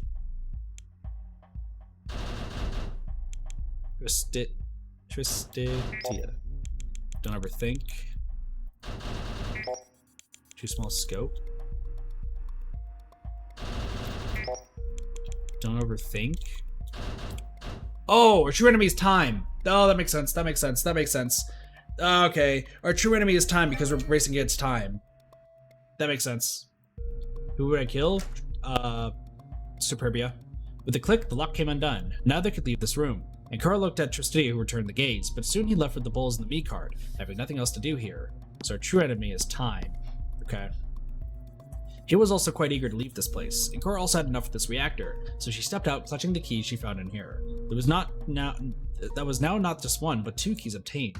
Key with the letter A and the key with letter T acquired. It's not looking good for me cards, though. Oh well, it'll be time to worry over that later. Time. Time's our true enemy? I guess so. And Cora and Tristidia waited in the hallway. The timer was reading 35 minutes past the hour, so the other groups were bound to emerge soon. 1 minute later, the door to the nearby classroom opened. Out came Luxuria first, and then Avaridia carried her in her arms a shotgun. Figured there's more than one firearm here. This is going to be more akin to insurance than anything else. Insurance? For what? But don't worry, I don't intend to do anything with it unless we really need it. You're still the guy with 6 bullets. 5 now, which is still enough to kill everyone still alive, even myself. Heh, but would you do it? If the timer came to close, maybe. Better to end it quickly than make it out stay on agony, no? That's what you'd assume, but I don't know. Maybe not. I've never been put in a situation where I have to make that choice. Death insurance? Apparently. Everyone's way too calm about these guns. They're guns! And Cora's outburst caught everyone's attention. They're firearms. They can kill us if you pull the trigger. Kill, you know. That's the end. You're dead. Why is everyone so calm around them? That's true. Very, very true. Maybe it's because today has already been so hectic. Guns aren't so special compared to getting your head, exploded. Yeah, it's probably something like that. Speaking of the situation, where's Vidi? Is he still not out? The timer read 40 past the hour. Soon he was gonna run out of time. Uh-oh. Hey, Vidi! Hurry up! You're going to run out of time! The girl walked towards the vent in the hallway, yelling for Vidi to hurry up. Not only did his survival depend on it, but all of theirs depended on it too, as he needed the meat card inside and the key for that room as well. Isn't it strange how our rooms only contained one meat card too? Tristidia was showing off the one he got from the room he exploded alongside Ancora. From what the girl caught of their discussion, it seemed as though Avaridia and Luxuria also only found one of them. It doesn't add up. With all these rooms, we're only at 24 meat cards. We need 15 more. The group arrived at Nvidia's door, and Cora watched the timer go up. 41 past the hour, 42 past the hour, 43 past the hour. At 44, she banged on the door with both fists. Hey! Vidi! Hurry! The rooms aren't really soundproof, so we shouldn't be hearing this, unless he's in the second room. After another minute, Nvidia's voice came from inside the room. Sorry, I don't think I'm coming out. What? Are you stuck? We can help, tell us what... No, I'm not stuck. I haven't solved anything in the room so far, because I don't want to. What? What? That's right, I'm staying and dying here. No one will be able to get the meat card from this pair of rooms. That's my choice. Vidi? You can't just abandon us to die. You're going to kill how many by doing this selfish act? They'll die too. This doesn't make any sense. Please, Vidi! Why does he want to die so badly like that? I've made up my mind. It doesn't matter for me. I'm dead now. All of us are dead. We're going to save them, but I need to die to break the pattern. You don't mean... Avaridia's tone changed. She was horrified by what he was implying. No, you can't do that! You can't die now! We need you! Sorry, I've made up my mind already. I won't be a future pawn. For all I'm concerned, the future can go to hell. The timer read 48. In 1 minute, Nvidia was going to die. Well, there's no point now. With only 1 minute left, you couldn't solve the room anyway. This won't change anything. You're damning all of us. Uh-oh. That was it. Nvidia's last words hung heavily in the air as a clunk echoed from the inside of the room. That was most likely his head falling due to the helmet doing its thing. And he's dead. Well, that was that, I guess. Now we're stuck here. Without that meat card, we can't stop the console from killing us all in 11 minutes. Arr. Well, thanks, Vidi. You killed all of us.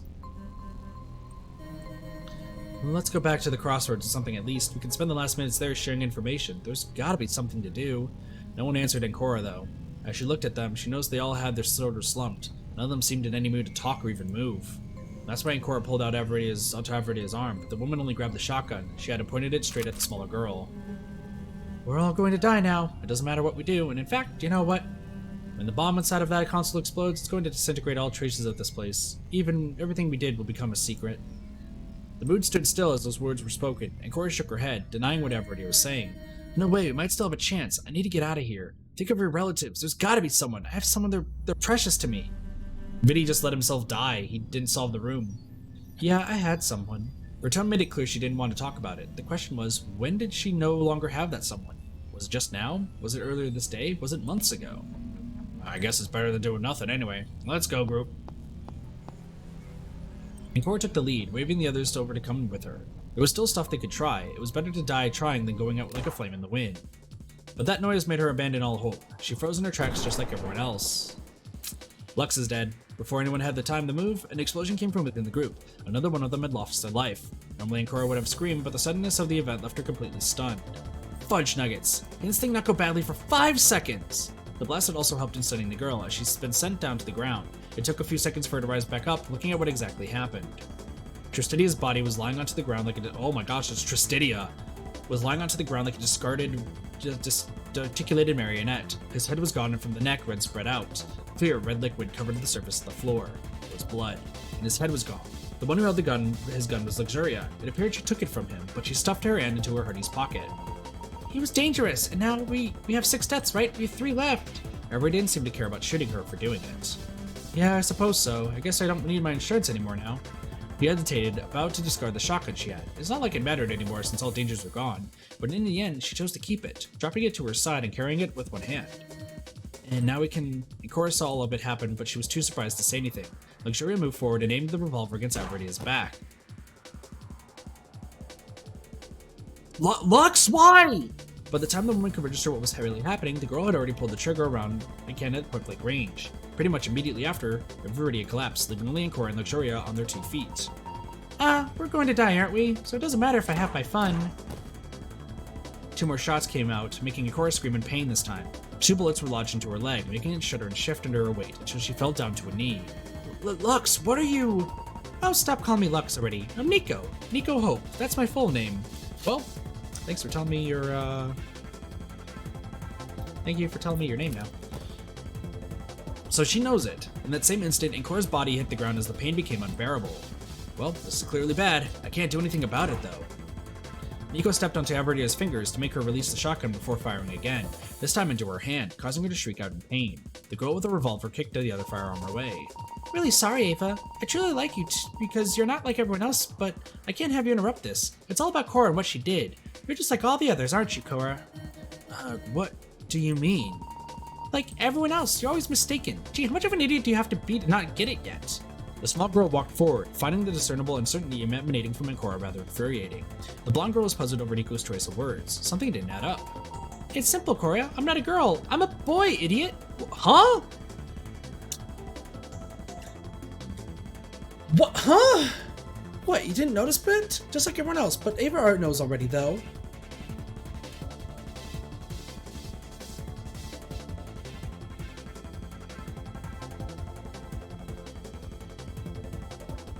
What? Cora, I can't move. Watch out. Of course you can't. I shot you right in the spinal cord. Your legs and ground worthless. Not that it'll matter. We're all going to die in 10 minutes anyway. Nico grabbed Ancora's helmet and shoved her back onto the ground, causing her to emit a loud groan of pure pain. Then she felt Nico grab her arm and pull her along the floor. She kicked with her uninjured leg to fend off her aggressor. Another gunshot sliced through the air, and at that very moment, pain cursed Ancora's poor head. The bullet had gone straight through her hand, fired by Nico to force Ancora to calm down. While the blonde stopped her struggling, she didn't stop shouting. Ah! Help! Ava! I can't do anything. Nico dragged Ancora into a side classroom and closed the door. Crud, he must have cracked under the pressure. Everyone mistakes him for a she, huh? I guess that plays into his sin a little, even though it just means it would be the opposite way since many guys would try to get into his shorts. You took me for a girl from the beginning just because I look cute, but I thought you had me figured out earlier, when we were walking towards the voting machines. You saw me staring right at you, and then it didn't change anyway. You still treated me this way even though you look like you knew. Boys can be cute too. He set the useless, empty revolver aside and straddled the girl who wasn't much taller than him. He was all Ancora could see anymore. Nico Hope, the world Hope etched itself into her memory, scarring her already. Maybe I'll make you pay for the entire 10 minutes we've got left. At least Ava, of everyone else, already knows I'm a boy though. Yeah, she had an affair with a student. Do you believe that? With me!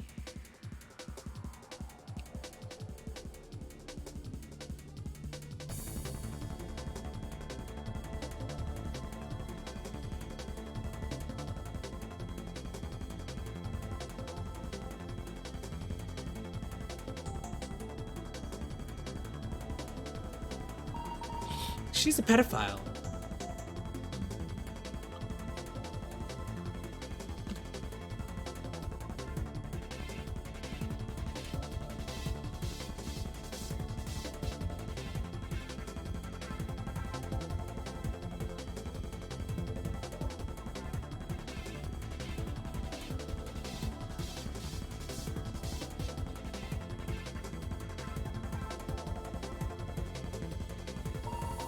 That's pretty disgusting, huh? But she was the only one who saw me for what I really was, so who was I to judge? Thankfully, she knows how to keep her mouth shut so I can see for myself what people are shitty. He fooled even me, but it was kind of hard to imagine him otherwise. He didn't have a feminine voice and appearance. He did have a feminine voice and appearance. Ugh, that's actually terrible though. He snapped and I can't do anything to stop it. Scared? Welcome to the real world, Cora, but I'm generous. You won't actually know what's going on until you die. I just hope you can feel every little last bit of this pain I'll give you, for all the pain I've endured too. With a loud reverberating noise, he slammed his fist against the side of Ancora's helmet, where the next moments everything piling up caught to her. The pain, the noise, the dizziness, and then something else happened, but Ancora didn't catch it too well. Bye, Benny. Good night. There was something like a muffled gunshot, and then there was darkness. Ancora. It means anchor, or figuratively hope. You believe you're being tortured, Ancora. Yes, by someone I trusted before. By hope? How does it feel to be betrayed? Not so good at all. In fact, it's the worst. That's why you have to end all this. By catching the traitor? You just have to hope you can do it. I hope I can do it. Ancora, like hope. Hope like Nico Hope. Nico Hope. Hope. Ancora. Ancora. But Ancora woke up. Cora, you okay? A voice was calling to her. Cora breathed hard, breathed fast. She breathed and panted and shuddered and shifted and pulled herself back onto the ground. In the classroom not too far away was Nico. He was on the ground too, his head was gone, much like the others before him. It's my fault. I should have seen this coming. And Cora's hands patted herself, looking upon her body, touching to make sure she felt nothing gross. There was nothing, just the slight lingering heat from luxuria sitting on her. The torture hadn't happened. What she hoped for was true. Hope? Hope. Hope. Hope? Hope? Are you okay? It might take a while to get back from it. Unfortunately, we don't have that time. No time, no killing, not anymore. This is my fault. It's all my fault. If only I'd done something. If only I'd stopped her. If only I'd stopped her way before this. And Cora, it's okay. You don't have to worry about it. They're dead now. So I think Lux is actually the traitor. No, not dead. Not now, not dead. Please, not her.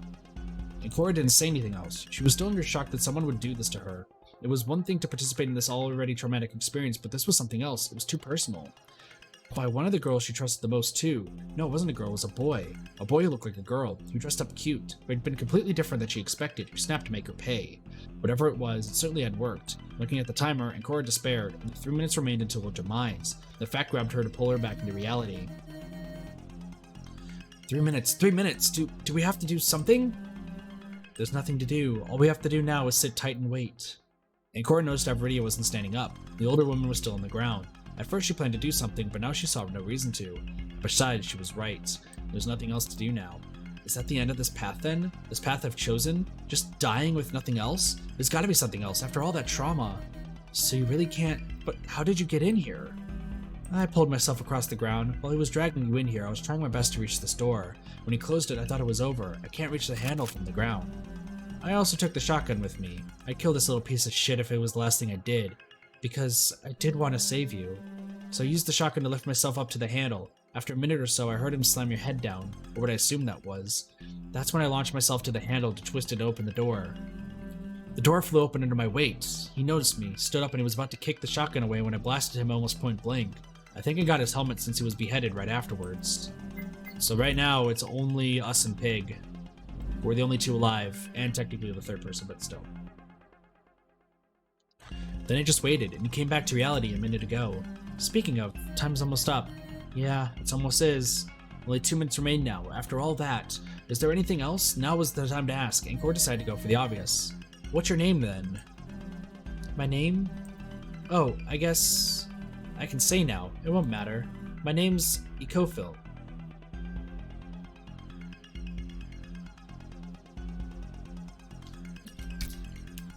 What? Ecofilm? What? What? What? Your name is Arella Weber. What? A teen... What? Huh? But wait, no, she died. Her name was Arella Weber. And Cora thought about it since teen Ecofilm wasn't the name of any teacher she knew. Something was wrong with that name, but she couldn't put her finger on what. Is that so? That's a really strange name. I've never heard of the Ecofilm family before. Do you want to spend your last minute making fun of my name, or do you want me to give me your name too? Oh, sorry. I guess I can return the favor. My name is Penmill.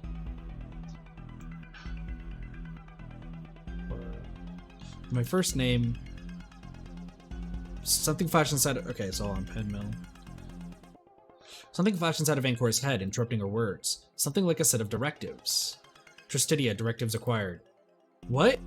And that was it. A single sentence flashed through her head. She attributed it to the last moment instantly, while Artine said something she only caught the last part of. Penmill. Penmill.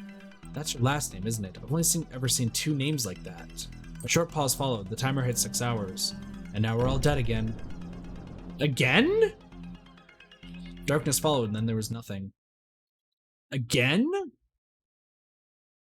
Wait. Dead again. What do they mean, dead again?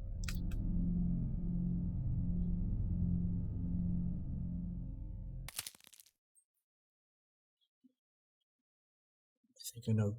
I think I know. I think I know. I think I know. But how? But I think I know. But how? Also, Tristidia directives? So, Lux is the bad...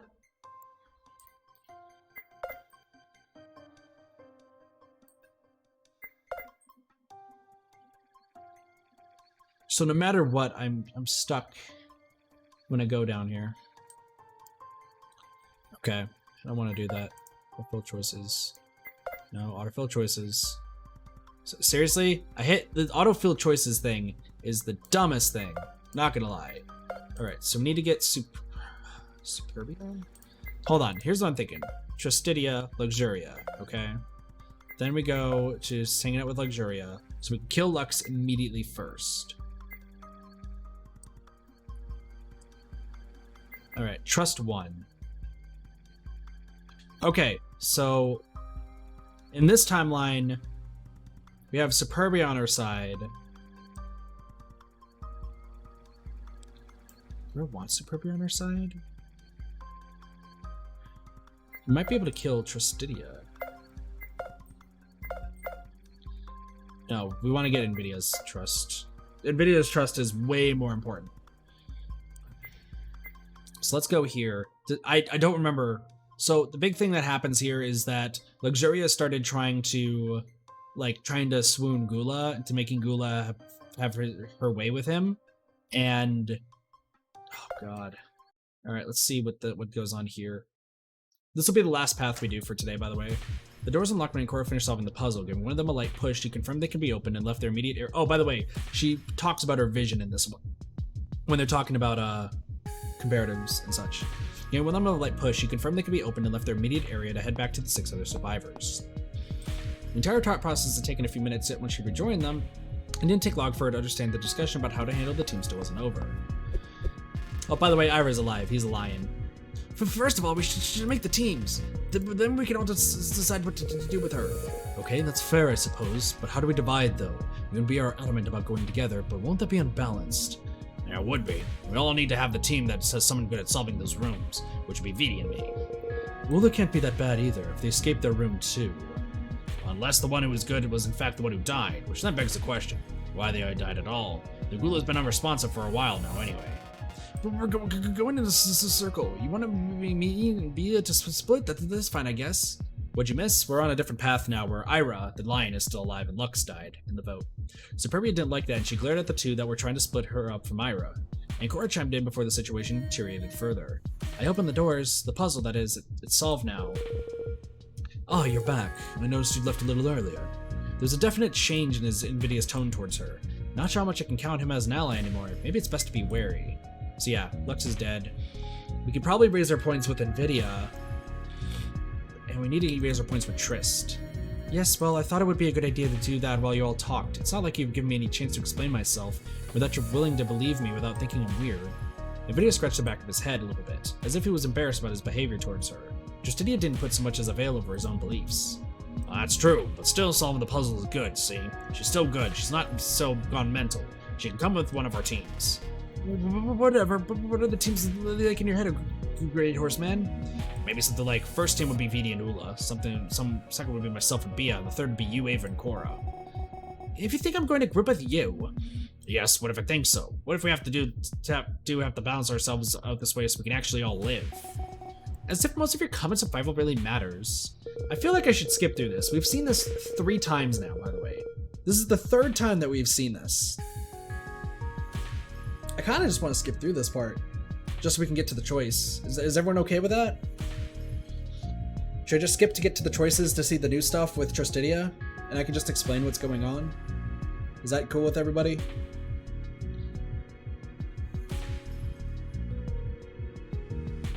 Got one yes. Fine with that?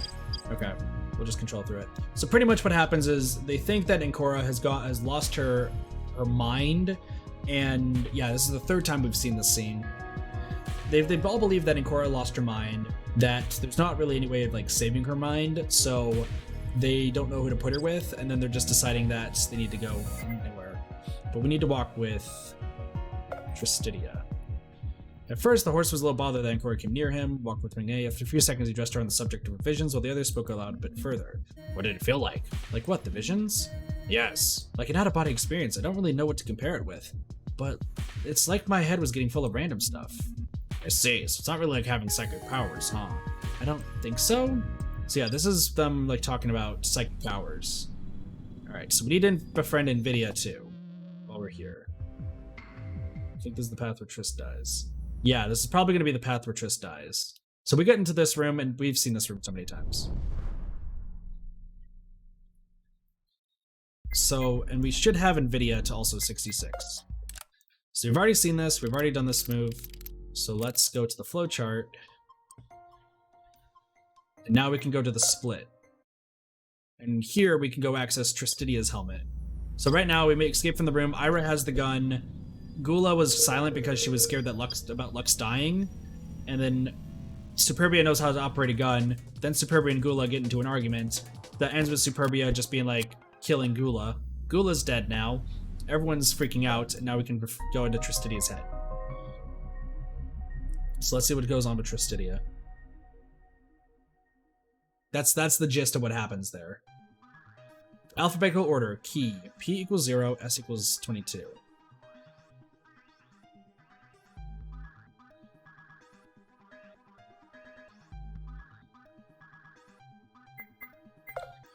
P is on the first row, but S is on the second. What do you think it means by key?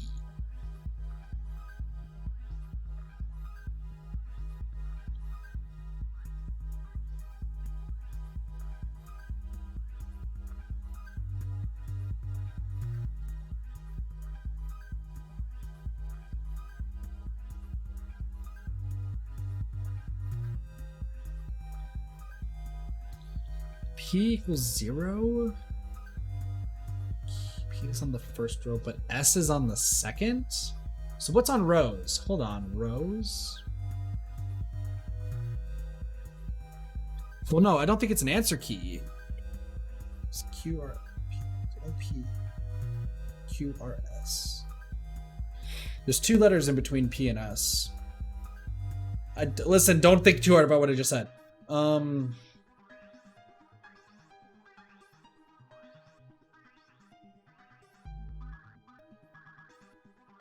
But Cassie, have a good night. Take it easy. Take it easy.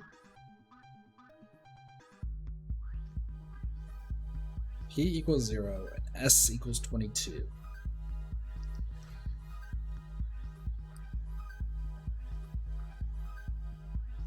Okay, thinking about this. By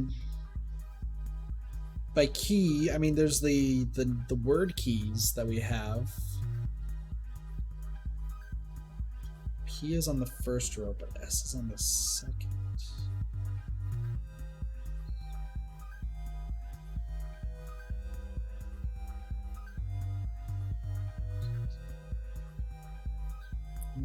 What do we have any ideas, chat? Anything ending in 0 is a P then, I guess? But nothing ends in 0 though. Which means P is not on this board. P is on the first one. This is on the second.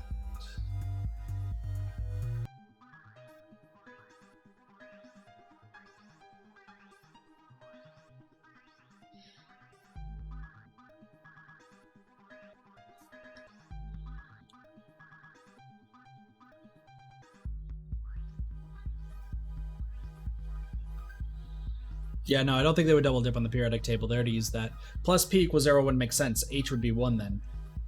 This is math class? I don't think it's math class. What do they think by key? The only thing I can think of is like the keys with the names on it. But I don't see how S works because there's nobody whose name starts with S. Except for Superbia.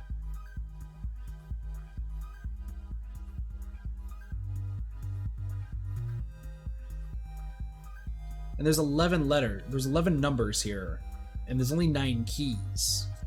So I don't think it's that. What do you think it means by key?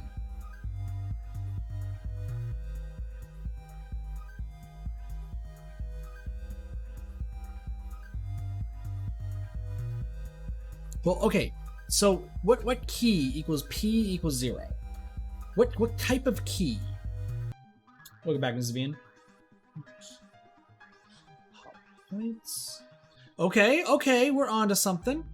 Okay, key plot points. Well, okay. P, no one's name starts with P. That's weird. Steam keys. Oh gosh, Justin. S could stand for Superbia, but I don't think that's it.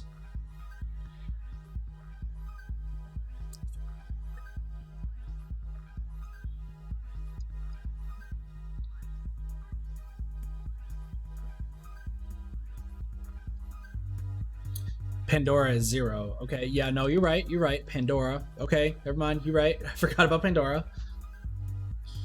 So there is a P key.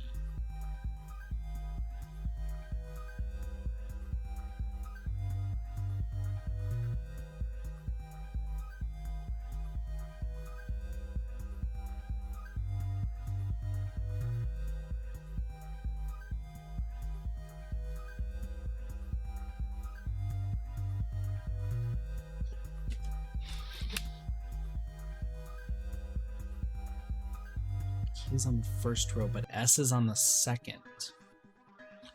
P is on the first row, but S is on the second. What does that mean? Hold on.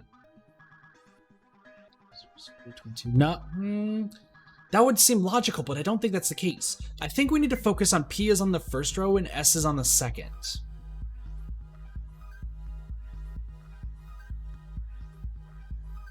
How does that come into play?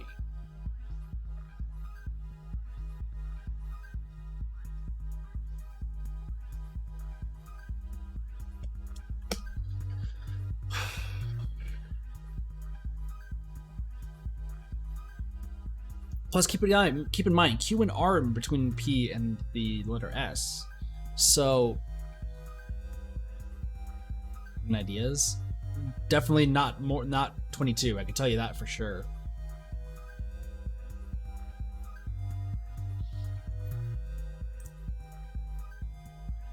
Seto's still up? Hold on. Seto's not here right now.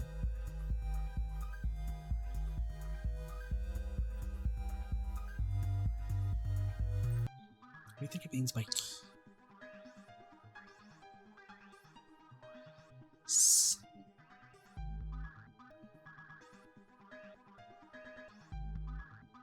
Well, this is Tristidia. T-R-I-S-T-I.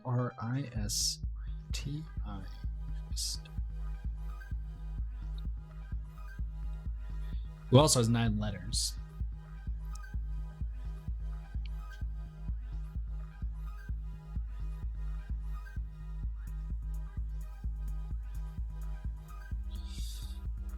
So S has to be like somewhere up here. That's what it comes down to.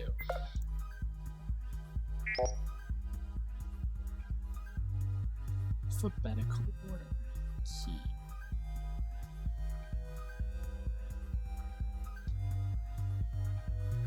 I don't even know where to start with this one. So this has to go by alphabetical order. 0 begins with Z. P. 22 begins with the T.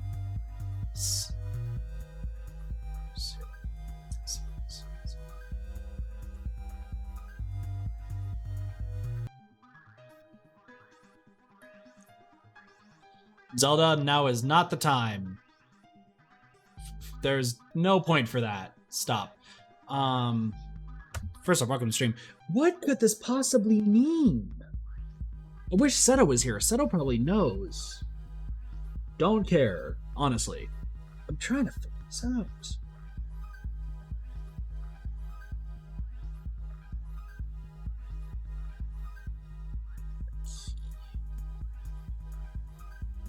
It's gotta mean the keys that we get. Not the point. There's no point. Thinking in progress. Yeah, there's a lot of thinking going on right now.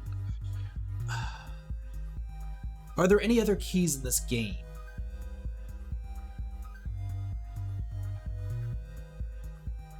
Are there any other keys in this game? Key cards.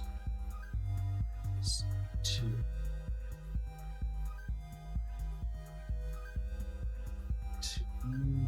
Because the S's, no. 2. If P equals 0.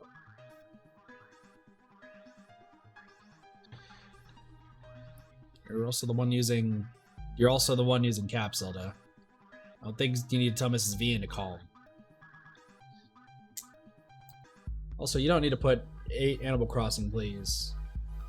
When I put in specific choices and we already streamed Animal Crossing today. Just saying. Really gotta remember that we only play different games every day. I don't double dip. Neither does this game.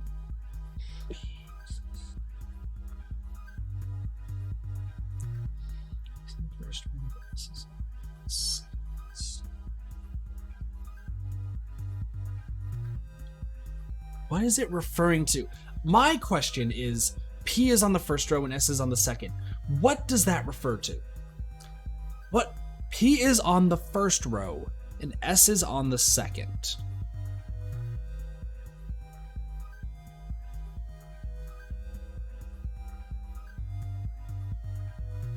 We also got 44, 55, and 77.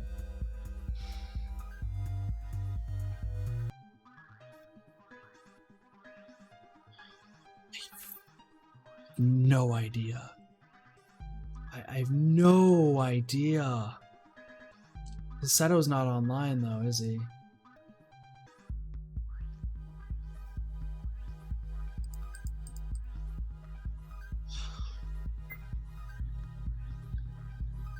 I have no idea.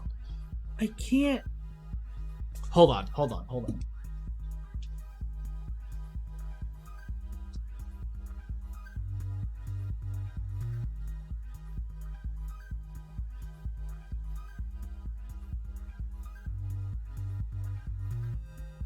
All right, bringing in Word. We're bringing in Word. P equals 0, S equals 22. Alphabetical order, key. P is on the first row, but S is on the second. And what do you think it means by key? Blooming row. That's what I'm trying to figure it out. This means that's hard. I don't want to use Google, King Cheese. I want to figure this out myself. That's the thing. Something I realized was Well, okay. What? fine. I was gonna say because there's 1, 11, 2. Well, let's organize these by numbers, right? Yeah. So let's go just by 3, 5, 6, 9, 11, 22, 44. Keep in mind that these are all doubles. All the double digits are doubles. Up, down. It's a keyboard. Oh, he's right. P is right above 0. S is 2's down. So, hold on. This game fucks up the brain, dude. Oh my gosh, Baba, you are completely right. Listen, words also me. We've already discussed this. So 1 has to be... So hold on. So 1 is Q, but 11's A. So 11's first. So 1 equals Q, 11 equals A, 3 equals E. That makes more sense. Baba's a genius. 5 equals T, 6 equals Y, 7 equals... Dude, how are you doing in this game?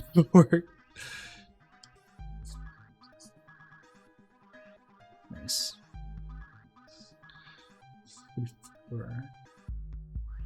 4 equals F. 55 equals G and 6 equals J. So then we have to put this in alphabetical order. So we have 11, 3, 44, 55, G, J, L, N, O, Q, R, S, T. Baba's a genius. Have fun. Thanks, Bird. I was looking at the keyboard too, and I couldn't figure out how that worked. That was so clever. That was so clever. That was so good. That was so cool. All right, let's see what's going on with Tristidia. That was good, Baba. That was good. So Tristidia's voice. You don't understand. You killed someone just now. We didn't have any idea of their crime or whatever they had to do with this place. We have to make sure those who die are the right ones. I see they're talking about the murder. And who put you in charge exactly? Look, I really don't like being told what to do. I'm gonna do things my way, and if you get in it, you're out too. Was that a threat? What would it change if it was? I can already tell you want to take control of this game. I'm not gonna stand for it, that's for sure. If you think you can lord over me, you can go right to hell. I just want to keep the playing field leveled. Besides, you think this is a game? I already kept the playing field leveled, since the bullets are of no consequence anymore, and yes, I think it's very much a game. That immediate told us, we're playing Kill Me, whatever that is. I don't know where I would clip it. Okay. You didn't level the playing field at all. It just means the only one who can shoot is you and no one else. Even if you don't have the gun, you already showed you could just take it anyway, and... Aggravated, Superbia gave him the old talk to the hand gesture. I don't care, so keep your observations to yourself. See you around, or not. Just like that, she left him, walking away with no intention to come back and to speak to him again. Tristidia was left alone, at least that's what he believed until he spied Nvidia not too far away. She's a real buttload, isn't she? You heard all of this? Yes, more or less at least, enough to give me a good idea what happened. Nvidia rested his back against the nearby metal plates. They weren't next to the voting consoles, but close enough to the stairs that they'd see anyone coming by. If Superbia came back from the consoles, they'd see her for sure. What should we do? I don't like the situation. You and me both. At least it makes our targets for the votes all that much easier. You think we should vote for her? Yeah, at this point it's pretty much inevitable. And do you see how Ira acts around her? What do you mean? I didn't notice anything. I thought you were more observant than that. He's acting like a little puppy. While he feigns opposing her, he always does what she wants him to do. It's like he's her slave or something. He's going to vote for whatever she votes, huh? The two of them remain silent for a few seconds. It could easily turn into a tie, and I don't like that. I need to make sure all four of us are on the same page. You go check for Ava, and I'll go check for Cora. Maybe you're trying to sway the group your way, like she said. You do not really trust what she's saying, do you? Tristidia's hands balled up in fist. He was growing a little more peeved the longer his conversation was going on. Just keeping a level-headed stance on it. As far as I know, anything could happen. so I'm not ignoring any possibility. That's fine, but we still need to make sure the others are aware. If we get into a tie, there's no saying what might happen. Maybe we'll pick at random, but maybe 2 will die. I don't think we can afford this much death yet. Yeah, I know. Let's split up anyway. I also have some unfinished business in Wing A, so I'll head there. The two of them split well, with NVIDIA heading off into the first hallway, while Tristidia went towards the wing proper. Is this a perfect run of the game? Yes. So we are going to 100% this. It wasn't clear where he was going just yet, but after he turned the corner, it became more apparent he was wandering towards where Ancora had gone to. It's probably safer to cut the connection so that I can be there when Tristidia eventually comes by. It's especially bad because I haven't seen Everity and Ivor too. Just like before, the connection to Tristidia's helmet was cut off to bring back Ancora's view of the hallway. However, Ancora's helmet no longer displayed anything this time, as if something happened to knock it offline. There were no sounds or any visuals to be heard or seen respectively, while it should have been showing everything from her helmet's point of view once more. Something's wrong. This can only happen if somebody forcibly kicks it offline. That means someone bashed the helmet and caused the resonance effect strongly enough. Why did I not feel any of it? So then, does this mean Everity or Ira did something? No. So Tristidia is innocent, but we're gonna kill Tristidia anyway because it's at 99%. Eventually the helmet rebooted. Ancora's vision became filled with Tristidia holding her to help her back onto her feet. Was it him? Could it be that he closed the distances quickly and knocked out the helmet in the time it was taking me to have the connection back? Are you okay? Ancora harbored the strange feeling that perhaps it has been his fault. She acted surprised when he was holding her, only to pull away from him after a few seconds. I'm fine, don't worry over me. Hey, wait up, we have to meet up with the group. I'm going there, it's fine. Shrugging, the light dizziness she was feeling as a result of the altercation, Ancora put as much distance between them as she could, making a beeline for the voting consoles. Surely they would all gather due to the vote soon. It was 20 minutes past the hour, so they still had 40 minutes, but there was nothing to do except the vote. I can't shake this feeling that someone did something I wasn't aware of during this part. Something's missing. Feels like running into a wall head first with your eyes closed. Not good. On the way to the staircase to the voting consoles, Ancora passed by Albertia and Ira, but she didn't awkwardly acknowledge their presence, instead acting like she was in a hurry to go meet with the others at the crossroads. Why are they still in this wing? The only explanation for Albertia would be she's taking the me card that belonged to Gula, but Ira doesn't have anything to do here. I've been suspecting that Ira and Superbia have something going on together, so maybe he was there to keep an eye on some of the others. Ancora hesitated at these thoughts, as those thoughts went through her head. There's an even bigger problem at hand, and there's no way to deduce it given the puzzle piece of information she had. The bigger problem is, who knocked me offline? All these details will have to be shared for the vote. It's probably safer to talk about it when they're physically incapable of movement in front of the shotguns. She arrived at the staircase leading up to the crossroads, and Vidya approached her, closing in on her from the entrance to the first hallway. Oh, there you are. Tristan and me were looking everywhere for you. You mean Tristan and I? No, it was me, not you. I mean what I said. I'm just saying it's incorrect to say them and me like that. Besides, you could just say we. Hey, who cares if it's correct or not? Are you a teacher or something? Besides, it doesn't really matter. Just forget it. What's important is that we're going to take another vote very soon, so be ready with us. Yeah, I know. I'm heading there. The conversation came to a bit of a standstill, and Vidya was clearly hesitating. The exact nature of the reason behind that hesitation was lost on Ancora. Was it because of her loopy episode earlier? If she wanted to get anything out of him, she'd have to take the first step. But what would he answer? Ancora knew what she wanted to talk about. Without much hesitation on her end, she spoke, forthcoming about her incident. Bye, Baba, take it easy. Someone assaulted me. I didn't see who it was.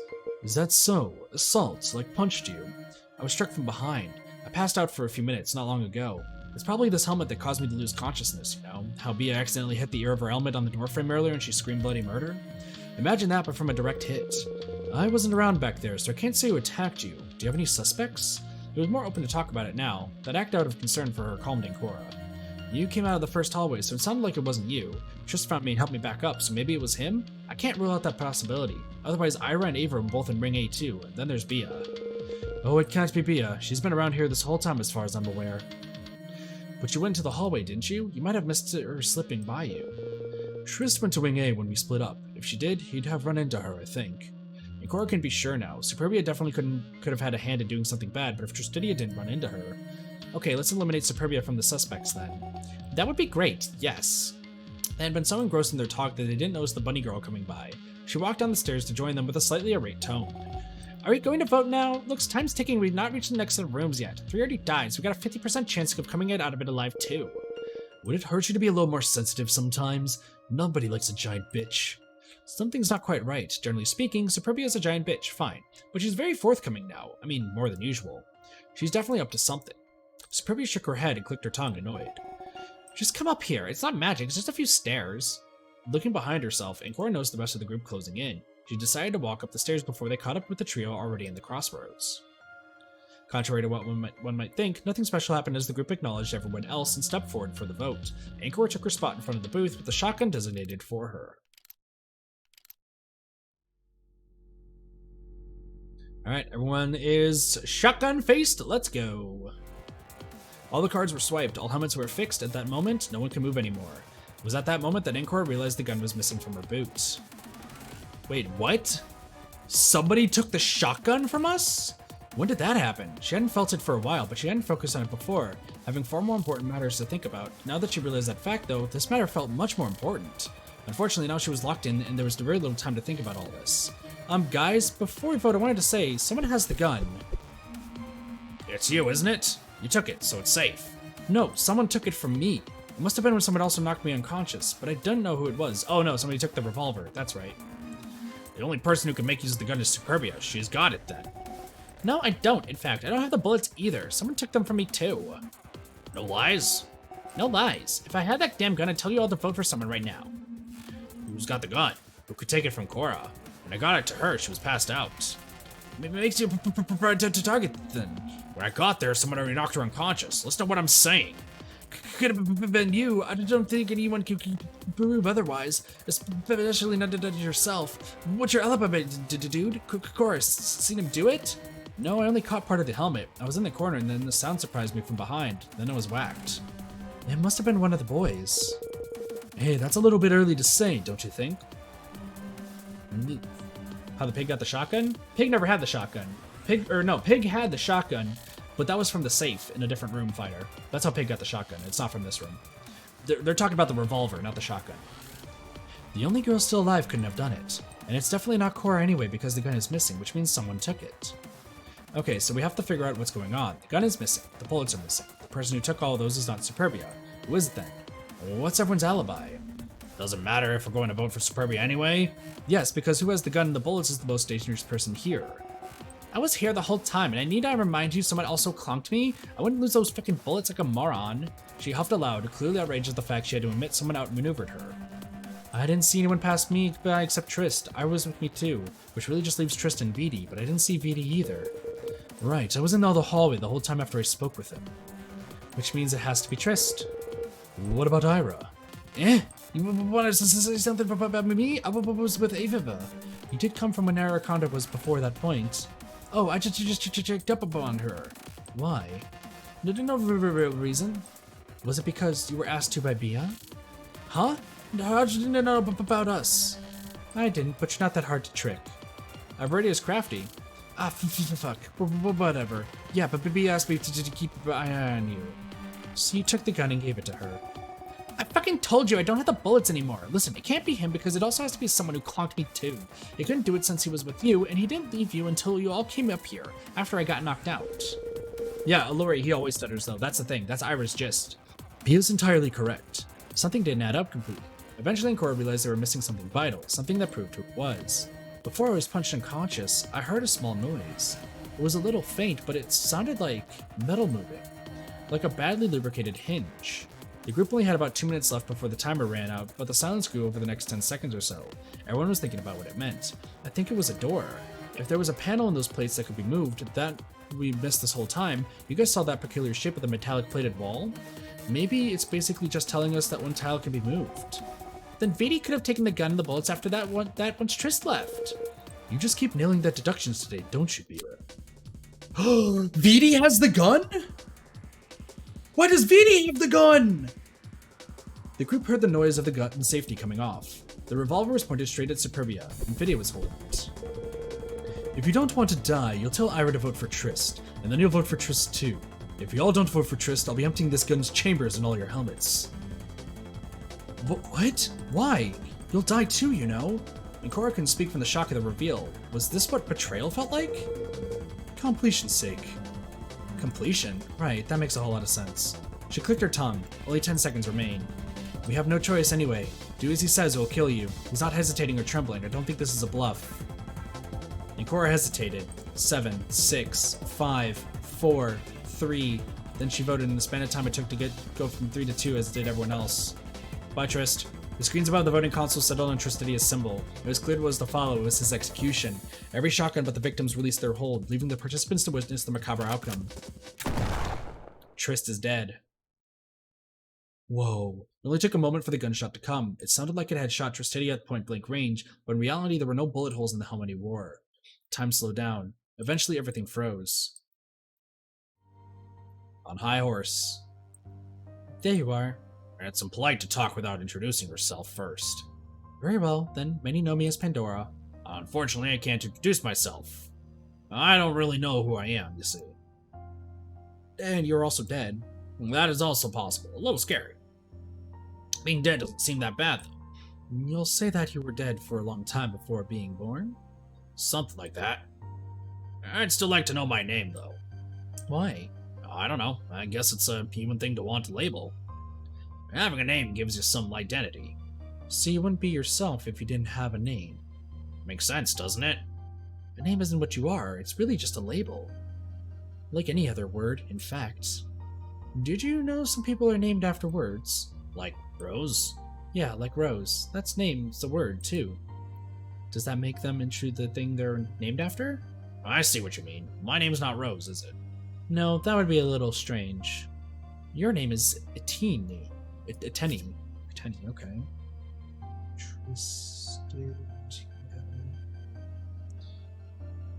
Eteni. Do another stream like a few hours? Probably in a few hours, yeah. That's a little bland. Couldn't have been like Sigma? Sigma's a cool name. I'm not the one who gave you that name. That's a reference to VLR and Zero Time Dilemma. Nice. I'm just here because you connected to me. Connected? How so? Put it simply, you and I connected on a spiritual level. Depending on your definition of spiritual, at least. But either way, trust bound us together. So we trusted each other. No, not exactly. Time is short, though, so I'll skip over that. I wanted to tell you how you were in life, too. I'll just have you take your word for it. Indeed, in life you were a wreck. You tortured kids. You were a victim of bullying who only wanted to do what's right. Unfortunately, your obsession with taking control is a little overwhelming. But if you have control, you can make peace. If you eliminate all the bad, it's not so easy. And besides, you only be pushing your own agenda. Even if you're doing it in the name of peace. It's really just your idea of peace, isn't it? Ideologies, I see. Seeing as I died, that means I failed. Not exactly. Maybe someone else will carry them. That's the fun thing about death. It doesn't matter anymore. You're thinking that it's kind of sad, aren't you? Yeah, how'd you know? When you talk, when you think, when I talk, when I think. We're still connected. Well, what's going to happen now? You're going to shut down permanently, and I guess I'm going to carry your memory. I don't believe in the afterlife, so dust to dust, ashes to ashes. You've surrendered your right to live. I'll now carry your memory. Thanks, I guess.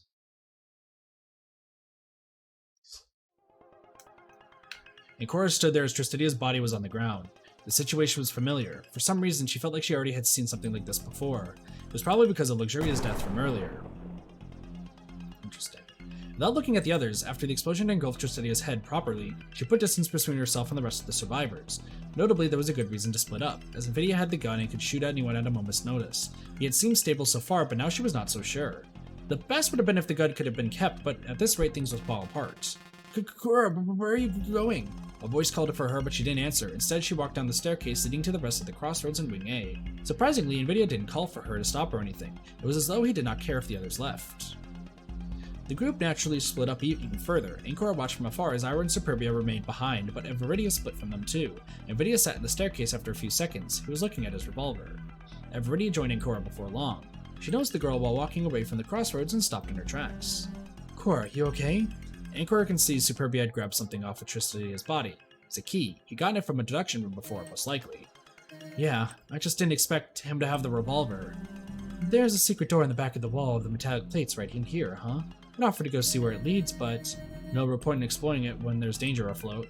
Instead, the bear wearer watched the scene unfold, unsure what Nvidia was doing. He opened the revolver and counted the bullets inside, maybe? Whatever it was, he eventually slid the revolver behind the target plate of his chest to keep it safe.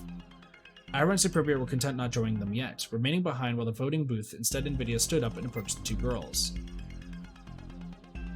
Oh yeah, Gula got shot. Forgot about that. Stay back! Don't move close, traitor! Traitor? Could it be him? What does Averidia know of it anyway? But it was much more likely Averidia mentioned him as a traitor to the group and not as the traitor needing removal. Nvidia didn't seem fazed by the words, walking towards them more. Just run. Ikora spoke in a whisper. Averidia nodded in acknowledgement and the two of them sprinted away from the crossroads. And instead of going through the dead-end hallway, they ran further into the west wing itself. They could open the new section now, but there was a puzzle to solve and the situation wasn't stable enough for Ankor to do it. She cast a glance towards Averidia. The older woman was holding up to her own useful athleticism. Running with heels wasn't easy though, and eventually she fell down. Oof! Ugh! Ankor stopped running around the intersection, making a step towards Averidia instead of to help her. The older woman had apparently hurt her leg, however the teacher waved her away. Keep going, he's going to get me anyway. It's my fault for wearing these damn things. But I can defend myself. Go! Ankor felt like the woman was more like a teacher than a friend at this point in time. She was putting her students before herself. She didn't know where she could run to, but if she hid, perhaps Nvidia wouldn't find her. Without taking a look back, Ankor ran away from the scene, heading towards the corner with the staircase. That was where she'd gone to before, if she could just find the panel. Then it's possible to get in from behind and save Averidia anyway.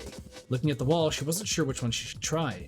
When she was examining the corner, the sound she heard came from the left. She was facing away from the plates at the time, which means the secret door was somewhere on the right. Looking at the last column, she saw the beams did that strange bend.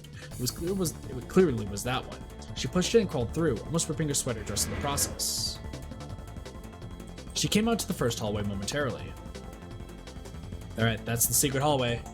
Aura and Superbia had left the crossroads. That was Ankor's only thought about them since she didn't see either of them when she glanced up the stairs. They might have gone after Nvidia too. This wild goose chase is starting to annoy me. As silently as possible, she crept around the corner to look at the situation into Wing A. Nvidia and Averidia were together and there was still no sign of Aura or Superbia. It seemed as though the teacher and the boy were talking together. Ankor stepped forward with the intent to get the jump on Nvidia. He noticed, turning over to look at her. Perhaps 10 meters separated them. Ankor could clear that in a few seconds. But she never needed to try because Nvidia almost immediately took off in a sprint, away from Averidia and Ankor. The former stood, glancing over to Ankor, but before she casually approached her, a far cry from the earlier urgency. It's fine, it's okay, he explained his reasoning. Far from relieved, Ankor also walked forward, towards Averidia to get some answers. I'd like him to tell me face to face then, why did he run? I don't know, that's actually worrying. He couldn't have gone far, so we could catch up. She pointed towards the rest of the hallway. Ankor snapped her fingers. Let's get him in a pincer. Go through this hall and I'll head through the secret door. Averidia nodded, agreeing to the plan, and they split up with Ankor, heading back through the first hallway. She noticed Nvidia on the other side of the secret door, which she left open. There was no time to lose. She closed in on the metallic wall, only to hear a loud gunshot. Ankor had reflexively recoiled, but she wasn't the one who was shot. Her arms couldn't cover her entire helmet, so when she opened her eyes next, she saw the aftermath through the hole in the wall. Did he shoot Averidia? Or... The following explosion made it clear Nvidia had committed suicide. The gun fell to the ground and his body followed, vanishing into a cloud of dust and smoke. Feedy! What? As Ankor watched the aftermath of the suicide, she suddenly found her vision closing in against the metallic wall. What the? Someone shoved her from behind and then she entered in collision with the wall itself. With a loud bang, Ankor fell to the ground unconscious, dropping like a rock. Weedy. Hey, do you know what deja vu is? The voice was familiar, and Ankor had heard it a lot these past hours. She could hear it, but she couldn't see whoever it was attached to. The teacher asked a question, so Ankor answered. No. Deja vu is when you experience a moment that feels familiar but hasn't happened. Some people believe it to be a precognition, but they're wrong. It's generally believed to be an anomaly in your memories. What does it have to do with now? Ankor was still unable to see. She could talk with Averidia, but she couldn't see her or her surroundings. When she tried to move, she also could not. Some people believe that deja vu is when you experience a similar moment to one from a previous life. Such as, if you're near a pond or experience deja vu, it is possible you've seen a pond before when you were an Egyptian. Maybe it was an oasis. Others believe there are instead visions of other possible futures playing out concurrently to your current one. You know how there's a belief time that's like a tree? Every choice makes a new branch come out of it. It's like if you had the vision from another branch. Nobody really knows though. And yet, despite that, this phenomenon keeps happening a lot. That's what Nvidia told me about earlier, that he experienced deja vu, one so strong he wanted to move away from it no matter what. And then he committed suicide. What about the revolver? Finally, Ankor's vision came back to her. The helmet took a while to get the cameras back online. I can see again. About time. Averidia was standing near her. Feeling at a disadvantage, Ankor slowly pulled herself back up to her feet. One of her hands grabbed against the wall for support even after she was standing anew. Her other hand latched onto her helmet, since an overwhelming headache was breaking her into two, metaphorically speaking. I don't have it. When I got to him, the gun was already gone. B or Ira must have gotten hold of it. Ding ding, we have a fucking winner over here. And she has the gun. The cheerleader stood at the other side of the hallway with Ira in tow. She was carrying the gun, which was pointing in the direction of the two other girls. They could slip out through the hole in the back, but due to the firearms threat, doing that wasn't a good idea. We're the last survivors. Everyone else is dead. Unfortunately, we need 6 deaths, and we only got 5 so far, so we'll be playing a little game. She cackled as though this really was just a funny game to her. At least when bullet was used from that revolver. Let's say we're unlucky and it's that one and not anymore. That means there might be a way to get her to waste 5 shots. Not sure how I'd pull that off, but it's something to keep in mind. You're insane if you think that. Just shoot us and be done with it. Either way, you're as dead as we are, so it doesn't really matter. Hey, don't go her on. I don't especially want to be shot. I don't think so. See, I want to know what's going on here. We're not the mastermind, that's for sure. It's gotta be either of you, but who, I wonder? Is it the older one, who's a teacher and whose position would put her in control of the school? She aimed the gun towards the teacher. There wasn't even a shiver coursing through either girls. Or is it the little bitch who's been constant pain in the ass ever since she woke up? If you'd known this would happen now, Cora, you wouldn't have nagged me so much until now, huh? Eating shit now, are we? I would have done the same anyway because you're insane and despicable, Bia. And besides, the one you're looking for might already be dead. The bunny girl's other hand turned to a fist for a moment. She looked even more aggravated than before. Fine then, no fucking game for either of you. Instead, you're going to out yourself if you're the mastermind behind all this, and then we'll move on, or I'll kill the two of you. I was watching from the sidelines, unsure of what he should do. He remained there like a bodyguard just in case anything happened. Actually, I have a question and it might be of vital importance. Is it really fucking important? Yes. It might help us determine who the mastermind is. Uh-oh. Who do you think is going to be the 6th? I have no idea. Superbia was thinking. She was probably wondering the exact thing everyone else was. If Averity was the mastermind, why would she ask that? Is she trying to give me away? What is the year of your birth? Huh? It's... She paused, unsure of what exactly she was going to answer. As the seconds passed by, she still failed to provide an answer. After a few moments, she groaned in annoyance. One number comes to mind, but it's impossible. It's 2014. Hey, TW, how's it going? That's correct. You were born in 2014. The exact date was November 19th, 2014. 11192014, okay? We were put alongside the others in alphabetical order. Do you understand? What? Hold on, I'm writing this down. Okay, just in case, this might be important. Averity was weighing her words. It feels like she's not talking to Superbia anymore. Is she talking to me? Alphabetical order. And that's the order to put them in. The directive should be engraved now, and the way to the deja vu was open.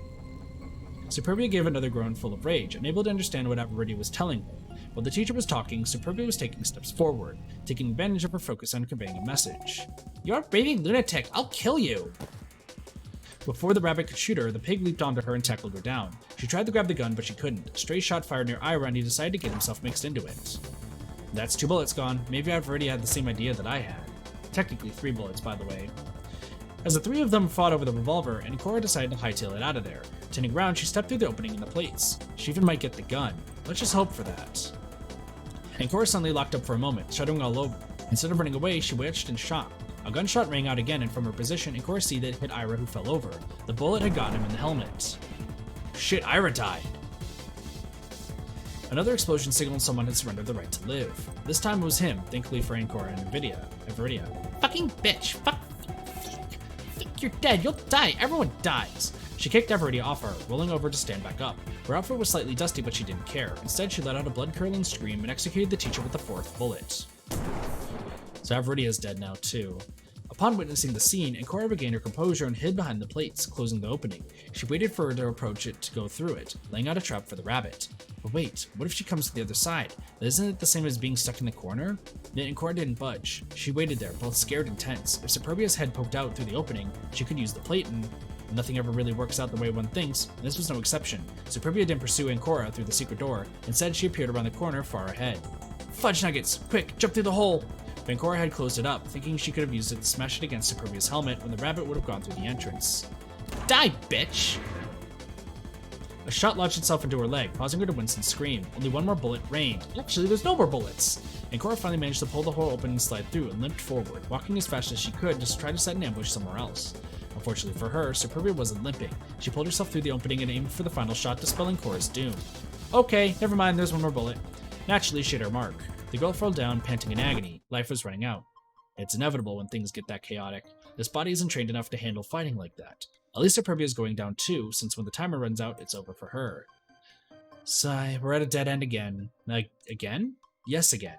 This isn't the first time, is it? But why? It feels like I lost track of what I had to do. What I had to find, what I had to figure out.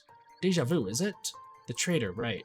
Who is the traitor? Why do I care so much about the traitor? Is there even a traitor, or is it a goal meant to make me keep going over and over? Why was this whole operation set up in the first place? I don't remember putting together the room we just gone through. In fact, now that I think about it clearly, I don't remember setting any of the rooms up. They were familiar, but I thought I did it. But now I think I didn't do any of this. I just remember the helmets and the fact someone else helped me program them. Who was it again? It was a guy, I know that much. Was it Tristidia? Was it Nvidia? And it can't be Ira, can it? It was the guy that helped me program all this and set this entire operation up. I'm this close to figuring it out. I just need a little more time, but I'm not so delusional. I know soon there won't be any more time for me. I can't get answers this time around. They're all dead and soon I'll be too. And then she was dead. Encore of recording these messages, then how are they when they use Well, no, it's through a voice changer. They talk about the fact that there's voice changers in all the helmets and in all of the recordings. Another dead end. 15.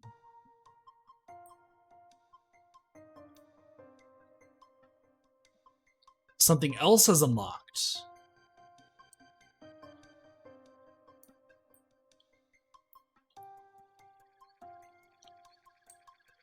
Two people have yet to die.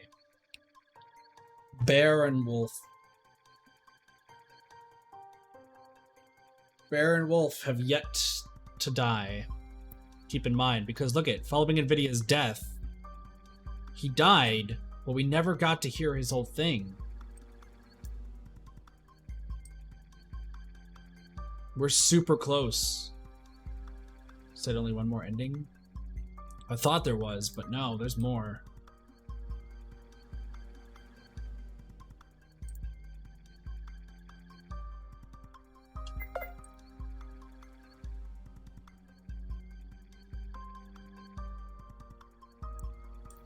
I'd like to not have Luxuria, by the way.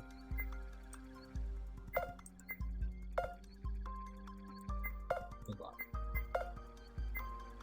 I'd like to get the G key because I like to get trust. It's Gula's helmet.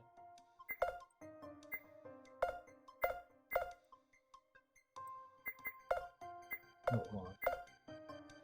Hold on, I need to figure out. Here's what we're gonna do. I'm gonna go back, so that way we need to agree with the rest. Yeah. Agreeing with the rest is the best idea.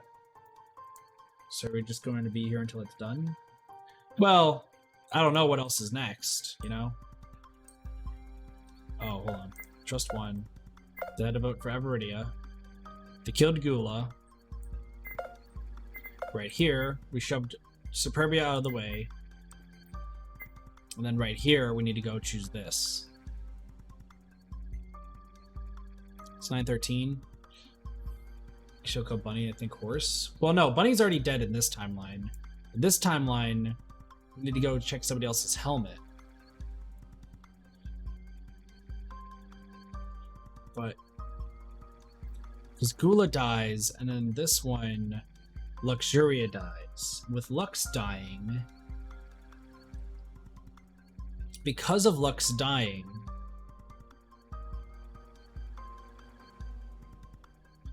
figured out that the keys make an anagram of some kind.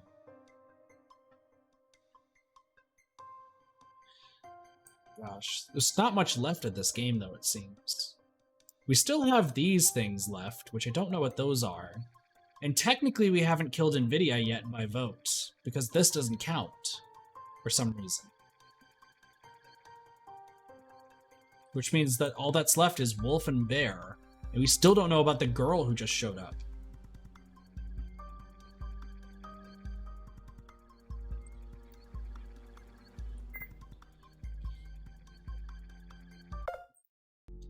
Here's the thing. If I go back to flow, is it back to 0? It's back to 0. All right, so here's what I'm going to do before I forget. I'm just going to do this first. Hack Iris helmet. Do the rest. During Superbia. Restore state for details. Pick the G key. There's an anagram. Back to Gula's helmet. They voted for Avaridia. Shove Superbia out of the way. So I'm going to hit go, but here's the thing. After we hit go, I'm going to hit quit. Which means that now we're locked into that. Okay, cool. That way we can go see whoever's helmet's next. But that'll be the next time we play this game. Now, the reason I'm also doing that right now and not doing it like next time we stream the game is because we're not going to be streaming this game for a little bit. If I had to take a guess,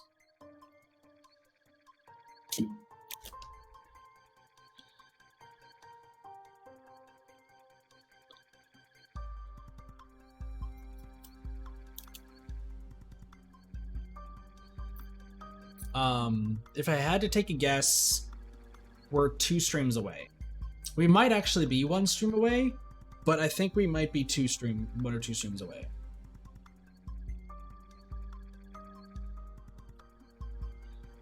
Because right now we have this hack to do, we have this hack to do, 3 hacks to do, 4 hacks to do. We have 1, 2, 3 extra things. We have NVIDIA's hack up here once we get his notes. And we have this ending.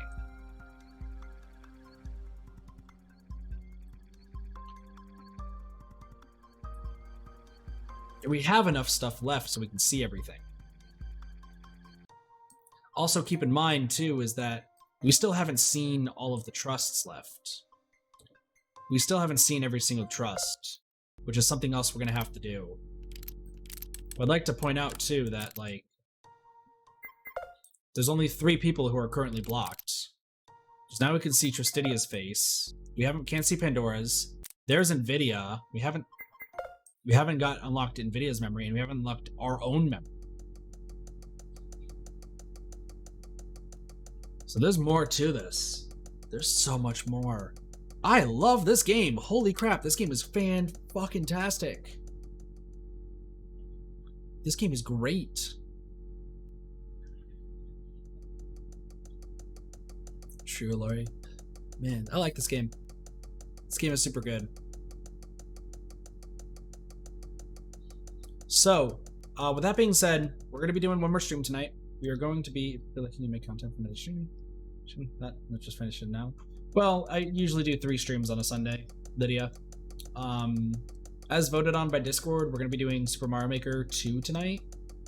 I'm going to see if Cube wants to join and see if we want to do some like multiplayer races. If not, I have an idea of something that we can do, or something that we can try.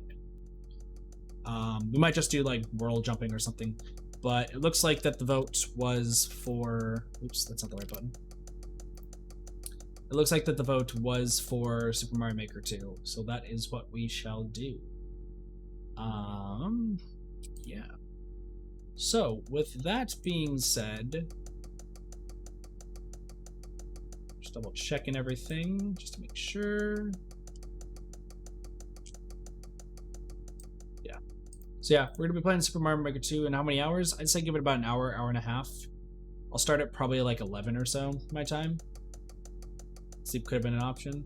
Well, Justin, I slept before I ate, so I'm awake. And then if you guys are in the Discord, the schedule will be up later. And then I'm also going to get Highlight 16 done by tomorrow. So that's going to be a long night for me, but that should be fine. With that being said, though, thank you guys so much for watching. Hope you guys enjoyed. Shout outs to our members there for the channel. We got our Super Sheeples, Yoshi Melon, Travis, and Word. We got our VIP Supernova, and then we got our members Final Plays, James Clark, Squidman, Adorable, Hunkrat, and Sylvan Vlogger. Thank you guys so much for supporting the channel. I really appreciate it. But have a wonderful day, night, morning, afternoon, night, or evening. My name's Katafi. I'll see you guys next time from Reactor Gaming. See you guys later. Peace. Bye, everyone.